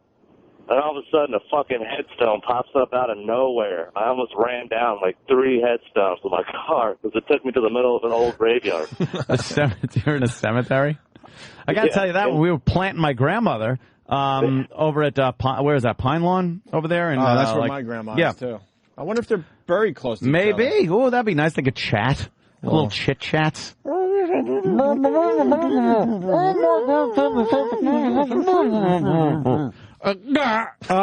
jaw just dropped. Great, now sorry, we can't chat conversation's anymore. over. Great. All right, sorry. You chatting till that jaw Till drops. the jaw drops. Yeah, and then we're in the cemetery, and my navigation system shows all the roads in the cemetery. Yeah, how 'Cause creepy you is know that? how you could get lost in that fucking place. Sure. Little twists and turns and fucking... they're coming for you, Barbara. I'm a big fan when the GPS has a brain fart and all of a sudden it says your destination's on the left and it's like a field or something. No, it isn't. No, it's not. You It idiot. isn't. What are you doing? Lady, all right. Where have you taken me? Let's go to Mike in Pittsburgh. Mike? Hey, guys, you guys were talking about how far one of the people have made it. Just last week at Pittsburgh, a lady went 2 miles the wrong way from mile marker 57 to 55 before going head-on with a semi. Head-on with a semi. Great. Head-on with a semi and a Ford Escape. And she had 2 fucking Eyes miles to immediately, figure it and it's all out. messed up. Damn. How the fuck do you go 2 miles with it without seeing another car? Without, not only that, you're seeing, the thing that would get me is the backs of signs. Mm-hmm. You're seeing the pole, or the post, or the whatever fucking metal thing that holds the sign up, and then the back of it and the bolts. But like, don't you know that there's a problem? As soon as you get on the highway, you're now... Think this over, okay? You're on the left side. Yeah. Going the wrong... It's so obvious, So the isn't it? Every median time. coming at you. Even if it's a divided highway But where you see the can't traffic see on the other other one. side. Well, let's say that it's divided and you can't even see the other side. Because you know how sometimes highways, like 95 especially, would divide. Sure. And you won't even be able to Trees see and the, stuff and the right, I northbound gotcha. lane if you're southbound. But you know, like, they still put that guardrail to the left and the shoulder to the right. You know, because you just you just know Gotcha. when you're driving that that's how roads are laid out. Right. So if you're driving and the shoulder is to the fucking left of you and the guardrail thing is to the right, It's common fucking sense. Yes. They just don't have it anymore. And just like the guy with driving into a lake. If you drive into a lake, you fucking deserve to die. You're an idiot. Yeah. And the herd. And Mike saying that she drove for 2 miles. I bet you she realized and goes, well, I'll just get to the next exit. I'll get off the next and I'll exit. figure this out. Next exit's 8 miles, 6 miles. Cars down the road. hurtling towards me at double the speed now. Relative speed is now 120 miles an hour. We've all been in a plane, and you see the planes coming at you. Oh, yeah. You looked out the window and see the planes, let's say, going L.A. as you're coming back from L.A. You realize how fast you're going at that point? They look like fucking missiles. Yeah. Imagine when what you're up there cars in the look clouds, like. it's just, ooh, we're moving kind of slow, and this is nice. But when you see closing speed, Yeah, your brain can't even like wrap itself around Yeah. it. Because you're like, wow, what? That's now, impossible. All right, I have something to gauge how quickly we're moving. Thank you, Mikey. Yep. Homer Simpson. I'm a Bobby Lee fan after hearing him on the show. That's good, but we can't get to you right now. Coworkers GPS directed him into a building. Let's say hi to Striker. Striker. Good evening. Yeah, the trucking company I work for, about half of us have GPSs, and I've got one that's specific for trucks, so it gives me like truck routes, low clearances, etc. Well, my coworker has one that's designed for cars. Oops. He's had 2 accidents since buying this thing. First, he hit a low bridge. Try putting a 13-foot truck under an 11-foot bridge. Happens all the time here in New York on the parkways. Yeah, well, then here about a month and a half ago, he programmed in the direction he's going down the street. The GPS said turn left. He turned left and ran into the overhang of a building. The drive-through of a building. Yeah. It took out, totaled the truck, and there's about $250,000 damage to the building. My favorite is when you see the U-Haul trucks with the big fucking can opener top. It's just been ripped back, and they went through a drive-through. Like the idiot couldn't even remember for one trip with his stupid moving truck and his stupid family and his stupid goods in the back.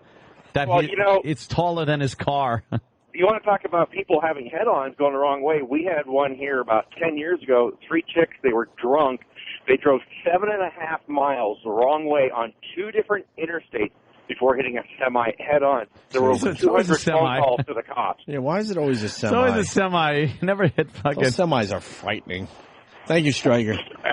Wow, I didn't know this one. Andrew the trucker. Andrew.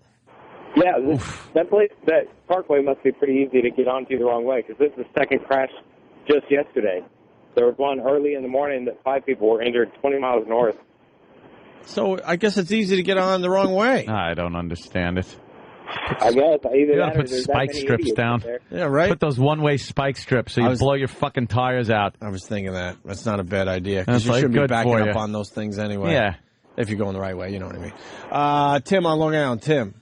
Hey, guys, what's happening? Hey, man. I was, about 2 years back, I was on Sunrise Highway heading back from my house, and all of a sudden I see a car next to me. I see taillights, but it's on the opposite side of the road.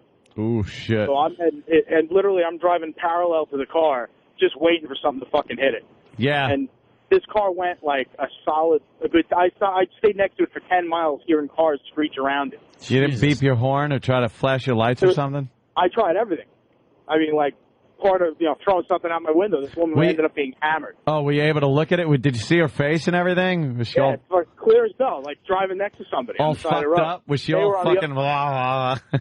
Dumb Yeah, broad. just fucking lost in space, drunk as shit. And Wow. the cops ended up getting on the same road behind her finally and followed her all the way. She made it all the way home. And then probably couldn't understand why she was in trouble. What did I do? Yeah, Dummy. Sunrise Highway like 2 years ago and stuff. You ever get in a situation where you got to wake someone up on the highway? Yeah. Those are the best Well, ever. that's what those little lines are for. Those have woken me up more than once. Oh, yeah, the well, rumble strips. But I mean, you're old enough to remember roads that didn't have those. Yeah. Wake up. Yeah, it's called the medium. Wake up. Yeah, then it was a guardrail or something. That would good wake you point. up. Yeah, the guardrail usually helps you out here and there. The rumble strip's one of the greatest inventions ever for tired drivers. Oh, yeah. That you hit that for a split second, you are wide awake. One time, Yeah, what woke me up. The whole car vibrates. You think you're going to come off the road. Oh, yeah, we know. Everyone knows. You know Thanks, those, Tim. those like 3-foot high plastic dividers. Oh, yeah. Where, I don't know how else to describe them, but they're on like a flexible mount, so if someone does hit them, like they're not completely broken. It's like you're doing the slalom. Yeah, I woke up to my side view mirror, just I was like, oh, I think I am about to fall asleep driving. It sounds like a playing card and spokes. Exactly right. I was right there. Motherfucker, we're together on that one. Good job. Yeah, but the waking someone up as they're in their car, pretty much falling asleep or already out. I remember that shit. My brother wouldn't fucking realize he was falling asleep once. We were driving down from Kingston or something. We had some stupid gig up there. And we're driving down, and he just kept weaving off the road. And I'm like, Joe, you're falling asleep. He goes, no, I'm good. And I actually had to wait then and stare at him and wait and go, all right, I have to now wait for him to fall asleep and go off the road a little bit. And then, like, have him wake up himself and have me just looking at him. Jesus. So I'm sitting there waiting, and he nodded off, and the car started drifting to the left, hit the rumble strip, and then the grass, and he woke up, and then he turns and looks at me, and I'm smiling, looking right at him. I go, yeah. Oh, yeah, you you're all right? not falling asleep, You all right, huh? Mr. Wade? He's like, all right, fuck you. You could drive. And then I started falling asleep. God bless the people that could, well, like yourself, that could fall asleep as a passenger. No way. No way. No how. No how. Even if it's a bright Saturday afternoon. Yeah. You know everyone got a good night's sleep. There's no drink, nothing. It's just a regular drive. I can't be the guy. I can't sleep in a car if someone else is driving. I'm always sleeping. Because then my mind starts getting crazy. Like really? I'm convinced the guy's fast asleep or whoever is driving the car. No. I can't sleep in a car ever. I love sleeping in the car because you get there instantly. You're like, okay, we're Time leaving. machine, right? I call it time machine. We're leaving Atlantic City. All right. Hey, we're home. Cool. That was nothing. No, it was 5 hours of traffic, motherfucker. You slept through the whole thing. When I was doing radio in Geneva, I would because I was still hanging out at Geneseo, because why not? Just because you graduate, why would you leave a college atmosphere? Just hang out. You're stupid if you leave a college atmosphere after you graduate. Booze. Yeah, I still had the college thing happening, and I was starting my radio career, so I would drink happy hour, whatnot, and then go do overnight radio in Geneva. It was a long. How old is too old though to be like, hey guys, I'm still hanging. Where's the kegger? We had a few of those guys really in my frat house when I was pledging. I'm like, that guy's like 30. What is he still doing to be here? 30. God, I wish I was 30. Oh God, that's fucking like 9 years ago. Yeah. Well, wow. I know, the big 4-0. Yeah, coming up. The countdown. And so now I'm dead tired because I got a hangover, didn't sleep, overnight show, 6 in the morning. Now I'm driving back to Geneseo. Fell asleep at the wheel. I woke up because there was a shitload of deer in the road. I don't know if the subconsciously, like why did my eyes saw it. I don't know. Not much to the story, really, but I didn't hit any deer. Would have wiped them out. But holy shit, have you ever had this? Holy shit, how long have I been asleep? And you don't have a clue if it was a couple seconds or minutes or whatever. You know what I mean? There are times, though, I've heard, I haven't done this, but times where people do fall asleep with their eyes open. They're completely out, but they're actually asleep but driving. With their eyes open. And as long as there's nothing major going on, they could kind of hold the road. Right. But they're technically asleep. That's weird. Me, I've always been the old fucking, the head goes down, the eyes shut, I'm on a pillow, I'm drooling, I'm just fucking like completely out. And then you wake up and go, holy shit! How long have I been asleep? This adrenaline now that's in me should last a good 30 seconds to keep me up. Oh, well, that's what sucked to my situation. I was scared out of my fucking mind. I pulled right over. I'm like, all right, I got to sleep now. Yeah. But like you just said, because now you have the adrenaline, I couldn't sleep on the side of the road. So then I continued anyway. You can start shaking at some point. I was fucking scared. You start thinking about, what the fuck? Wait a minute. I don't remember even being here or driving this far. My GPS tells me to turn around on certain bridges. We can play that game where you decide it. Fell asleep at the wheel, woke up to a semi's headlights defacing me. Wow, someone's typing real. Facing me, yeah. Facing me turns out to be a tow truck hauling a semi. Oh, that's happened a couple of times where... All right, let's do that. Yeah, not asleep, but... Rick and Philly. I've seen that one. Yeah, man, that scared the shit out of me. Driving down the highway like 5 in the morning, and all of a sudden I'm, half asleep trying to stay awake, and all of a sudden I see semi lights coming straight at me, and it's like... There's no way to get over it. I'm freaking out. Well, here, I'm just catching up to a tow truck. Never saw that. Or for some reason, they tow with the fucking lights on. Yeah, that's a weird... Why would they do that? Coming towards you. Yeah. But you know what's even better? You ever have someone fall asleep in your car? Just wait to nod off. As soon as they do, just take your arm and reach out. Like, when you go to stop the car and you try to, like, someone puts their arm out like that's going to do anything, and just scream and watch that person wake up. Like it shit their pants. That's kind of funny, man. Or if you drive, when you're driving, close one eye if you're the driver and lean your head back a little bit. And you can see out of your other eye, but the passenger... Oh, yeah, that's a fun trick. I've actually done that one. I love that one. I've done that one. People next to you will start beeping and everything, and you just sit there. No, I'm not even talking about that. I'm talking about your passenger in your car. Yeah. Oh, no, I'm talking about out the driver's window, dude. Yeah, you can do that, too. That's another good one. You keep your hand low on the steering wheel, and you close your left eye, and then you kind of drift off, and then people pull up next to you and they go, "Map, map," like trying to wake you up, and you weave a little bit back and forth. I like the holy shit one though, man. Holy Yeah, shit! I mean, I just do it for people in the club. I'll try that. You know what? Yeah, your passenger's out cold, and just scream "Holy shit" when he wakes up in horror. Shit. Just go. You gotta smack him in the chest with your hands. Yeah. Anytime you have someone. No, I don't even want to go with that angle. Just you scream the "holy shit" to get the same reaction. He wakes up like, "What the fuck? Are we going over a cliff or something?" Yeah. And then just go, "I love this song." I love this song. Holy shit! Do you remember the train tracks in Green Lawn that were like a fucking ramp? Can't remember the street, but yeah, you know. We lost one of our tenants. Did you? This is a bad memory. One of my mom and dad's tenants didn't come home one night. Because of that fucking those train tracks? I've told the story on the air. Oh. It's a recent story. The suicide note was left in right. in the room I grew up in. Yikes. For real. Yeah. He decided to end his life on those tracks. Right there on that oh yeah, and the officer comes because he left a suicide note on the windshield. He was renting a room for my mom after my dad's death. That made it a lot of fun for everybody. That'd be great. More fucking horrific shit happening to everybody. So there was a suicide note on the windshield. So when the police up there in Greenlawn found this horrific scene, they found the note that the guy did it on purpose. They parked on the tracks. So then they went to the house because I guess on the note he explained where he lived. And then my mom had answered the door. The cops are there, and they marched up to the room I grew up in. And sure enough, in the room was a creepy suicide note. They finally changed the grade on that track. Well, it was to get airborne. Giant hill. You used to get airborne if you were going fast enough. And it was a giant hill, and there was a flatbed tractor trailer hauling a bulldozer, and it tried to make it over that hill, and just really? Yeah, just bottomed out, ground to a halt, and train came. You've never seen destruction like a train hitting a bulldozer on a tractor trailer. Wow. So, yeah, that was a big fucking mess. That was a biggie. But that hill was ridiculous. You obviously know which one I'm talking about. Your shocks like go right to the end before you were getting airborne. Joe Curry was asleep in the passenger seat of my friend Frank's truck. He had like a Rover or something like that. And he was like in that half asleep, half awake phase. And he's just kind of driving, and Frank goes, he turns to Joe, he goes, "Prepare for liftoff," and hit those tracks. And Joe doesn't know. He's just, all of a sudden, he's driving, and then he hears "Prepare for liftoff," and then the car took off. And he got up like, "What the fuck?" That's awesome. It was airborne. Yeah, we would try to get airborne on that one. Always caught air in my Baja Bug, my little dune buggy over that thing.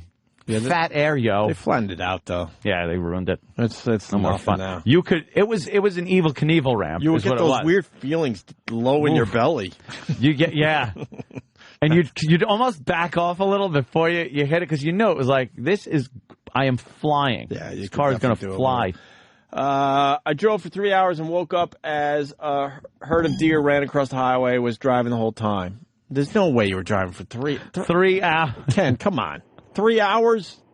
Yeah, I was driving through Montana. I ended up having a late night job where I thought I was going to be able to get a hotel, and I didn't get a hotel, and so I had to go do the job anyway.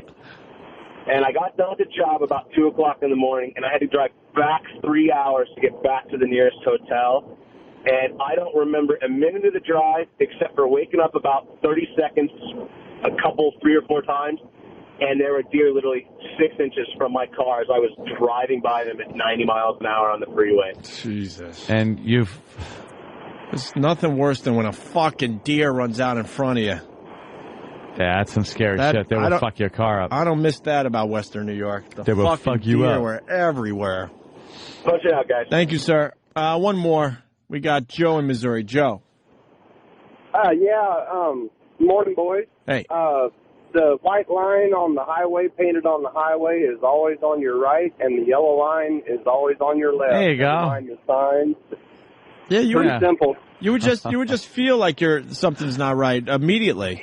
You can just see, yeah. And the GPS stories, we locally there in Iowa, there was a truck driver following his GPS, and it took him across an 8-ton bridge, and he collapsed the bridge. Jesus. Nice. Excellent pictures. Thank Later, you. boys. All right, let's go to Plum in New York. This is the one I missed the call by one here. Plum, what do you got? Hello, boys. How are you this morning? All right. Hey, man. Love you, and I love your show. Oh, thank you, sir. Blech. So, gentlemen, listen, sometimes my wife and I, we do a lot of driving, and we'll drive home to Virginia or something like that, and we'll be driving for an hour and a half or so. My wife will fall asleep in the car next to me, and all of a sudden, out of nowhere, she wakes up and just goes, ah, and reaches and grabs the freaking wheel. While you're driving. Holy shit. Keep your dreams to yourself, dummy. Yeah, really. I've actually started letting her grab the wheel. Just like, what are you going to do? What happens? Hey, why not? Don't worry about the kids in the back. They think it's fun. Right on. Good story, Plum. Thank you, sir. Steve in Arizona. Steve.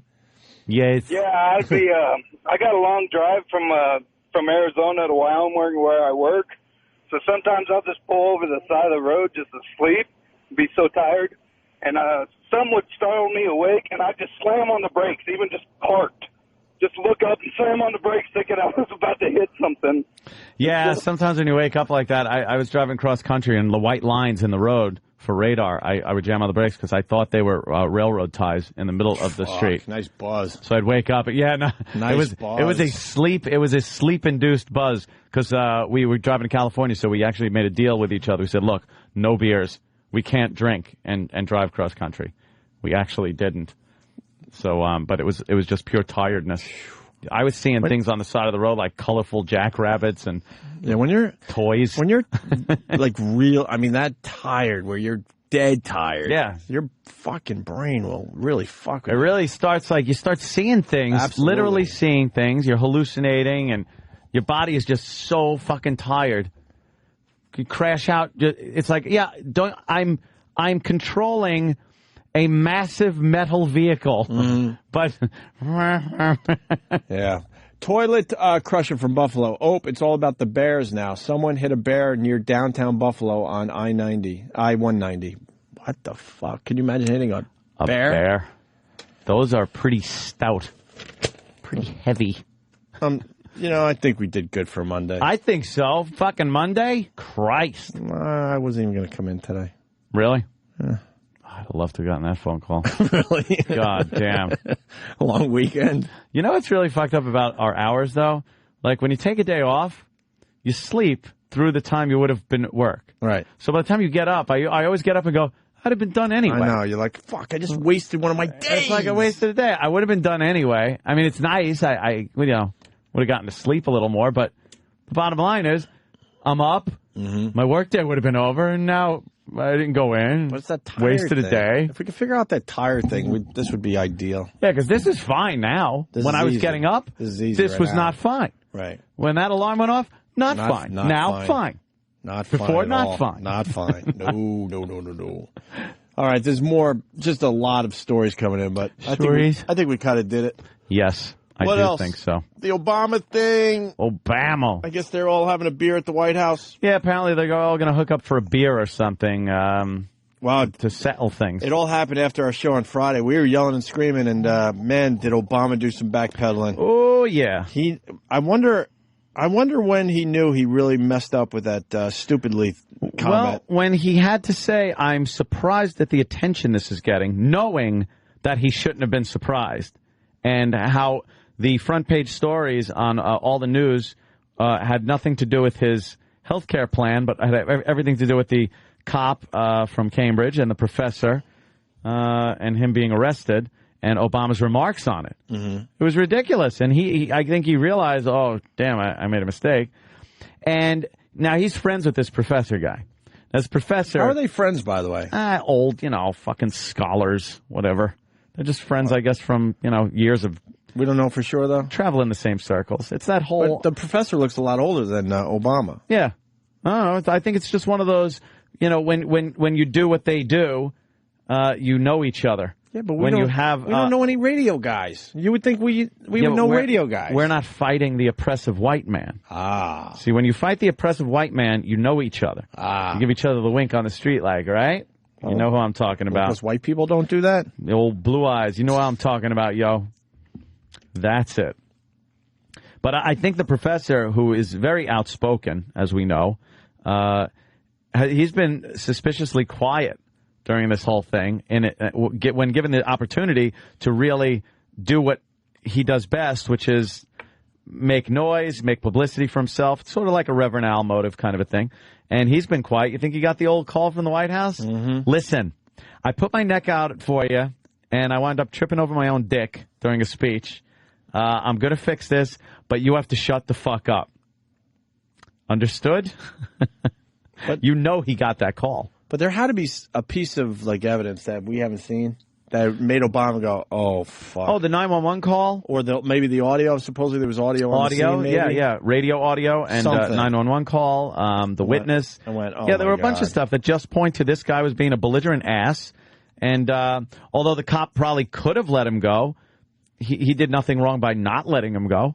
And then by calling him a racist like that is. You think it was a judgment call? Way out of line. By the officer at that point, or he had no choice? At that point, they always got a choice. He could have just said, go back in your house and shut up, and then driven away. But being accused of being a racist and then having the guy curse your mother. You know what I would love to know? Shit, it's like, fuck you. Oh, you're we know that? with me. Oh, yeah. Because I'm thinking, what did Gates say where the officer said, that's it? I got it now. He's talking about his mama. What did he said say? Your mama's, something about his mama. Oh, your mama give her name or something. It was just something about his mother. The cop's mother got brought into it. You can't mess with people's mothers. No. And he brought him in. Mm-mm. But, I think Obama told him to shut the fuck up. We're going to settle this thing. We're going to smooth it out. And that's it. You think they all have a beer together now? It'll be very uncomfortable. Like one Sergeant guy drinking Crowley. a Bud, two drinking.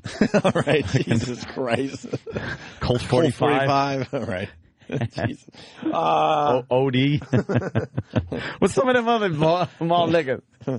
Hurricane. Yeah, you're right there, Danny. Mo. Where's our St. Ives? We got to end with our beer clip now. Can we go long form beer clip, please? Yeah, that's a great one. Tequila. You even know that? Stroh. I like the Strohs. I remember Strohs. That's a poor man's beer. It ain't even out there anymore, is it? I don't know. I used to drink the Strohs. Find it in a distributor. That was such a popular beer for 10 minutes with the Strohs dog.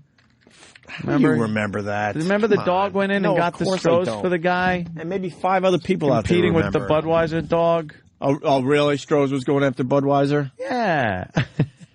That's cute. Stroh. Yeah, I think Sergeant Crowley, opportunity to go to the White House and have a beer with the president, that's pretty fucking huge. Gates, I don't think he wants to go to the White House and have a beer. I don't think so. Not for this. Not in this situation. He's gonna feel a little awkward, I think. Gonna look like the old Uncle T. Mm-hmm. Mm-hmm. Mm-hmm. All right. Yeah. That's it on Obama. Yeah, that's it. We'll see what his next next little thing that'll bring his popularity even lower. It's under 50%, by the way. I said that last week, 44. Rating. Yeah. Hey, just because you know your presidents. Like, the one thing about Obama, he offers this beer thing. I was trying to think to myself, did any other past presidents, like, say, hey, come down to the White House, we'll have a beer? For a beer? It's kind of weird how these politicians are opening up in general, because who was campaigning? Oh, was it Obama having the shot, or was it, Hillary with the fake Hillary shot? Drinking a shot. Right. Well, she's probably used to that. But it was just weird to hear the president go, let's, come down to the White House and we'll have a beer. Have a beer. Reagan didn't do that shit. We'll smoke some crack. I'll do the powdered one, and then we can go to Gurney and have sex in a limo. No, I want to hear that, too. Gurney. Things ever. That guy's an ass. I'm no Obama fan, but that guy was a complete ass. You think he's frustrated that no one's taking him seriously? No one ran with his story of sex in Gurney with the How great would it be that the guy is beyond accurate with the story? I know.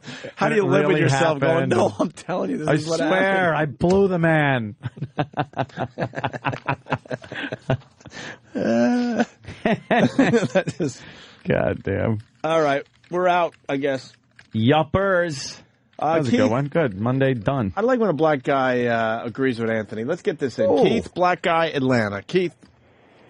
Hey, man, how y'all fellas doing, man? Hi, I just sir. want to say this man been living around Caucasians for too long because he felt like he could say anything he want when any respectable black man knows when dealing with the police, you don't say nothing. It's a backhanded agreement. But you usually just, be quiet, say what you got to, what I'm saying, just be nice, be polite, and he'll go away and you go about your right. business. Just common courtesy between the two of you is a wonderful thing. You know what? I don't care what color you are. That is a tough thing to do, what you just said.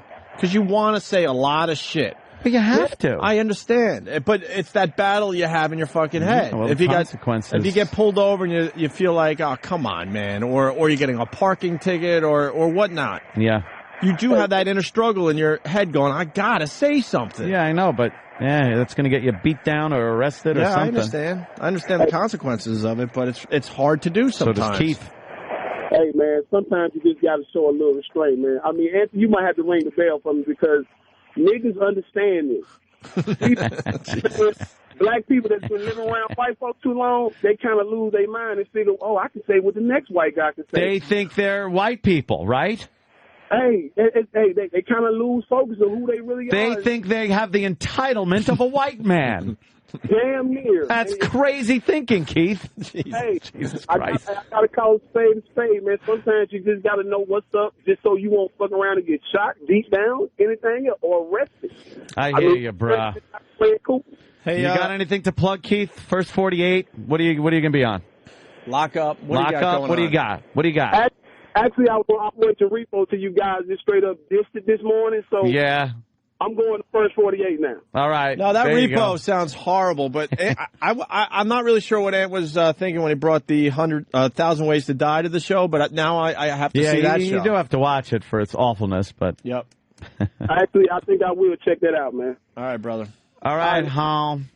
All right, cuz. Later, man. All right, Keith, everyone. I remember Billy Beer. That stuff tasted like skunk shit. Oh, yeah, Billy Beer. That's fucked up when the president's brother was hawking a beer with his name on it. And a bad beer at that. Yeah. All right. Well, guys, thank you. Yes. We'll see you tomorrow. See you tomorrow, Tuesday, instead of Monday. Go, Travis. Go, Travis. Yeah, what's wrong with the beer we got? I mean, the beer we got drank pretty good, don't it? I ain't never heard nobody complain about the beer we have. It drank pretty good. Budweiser. What's the name of some of them other beers? Budweiser and what else? Miller. Coors. It drank pretty good, don't it?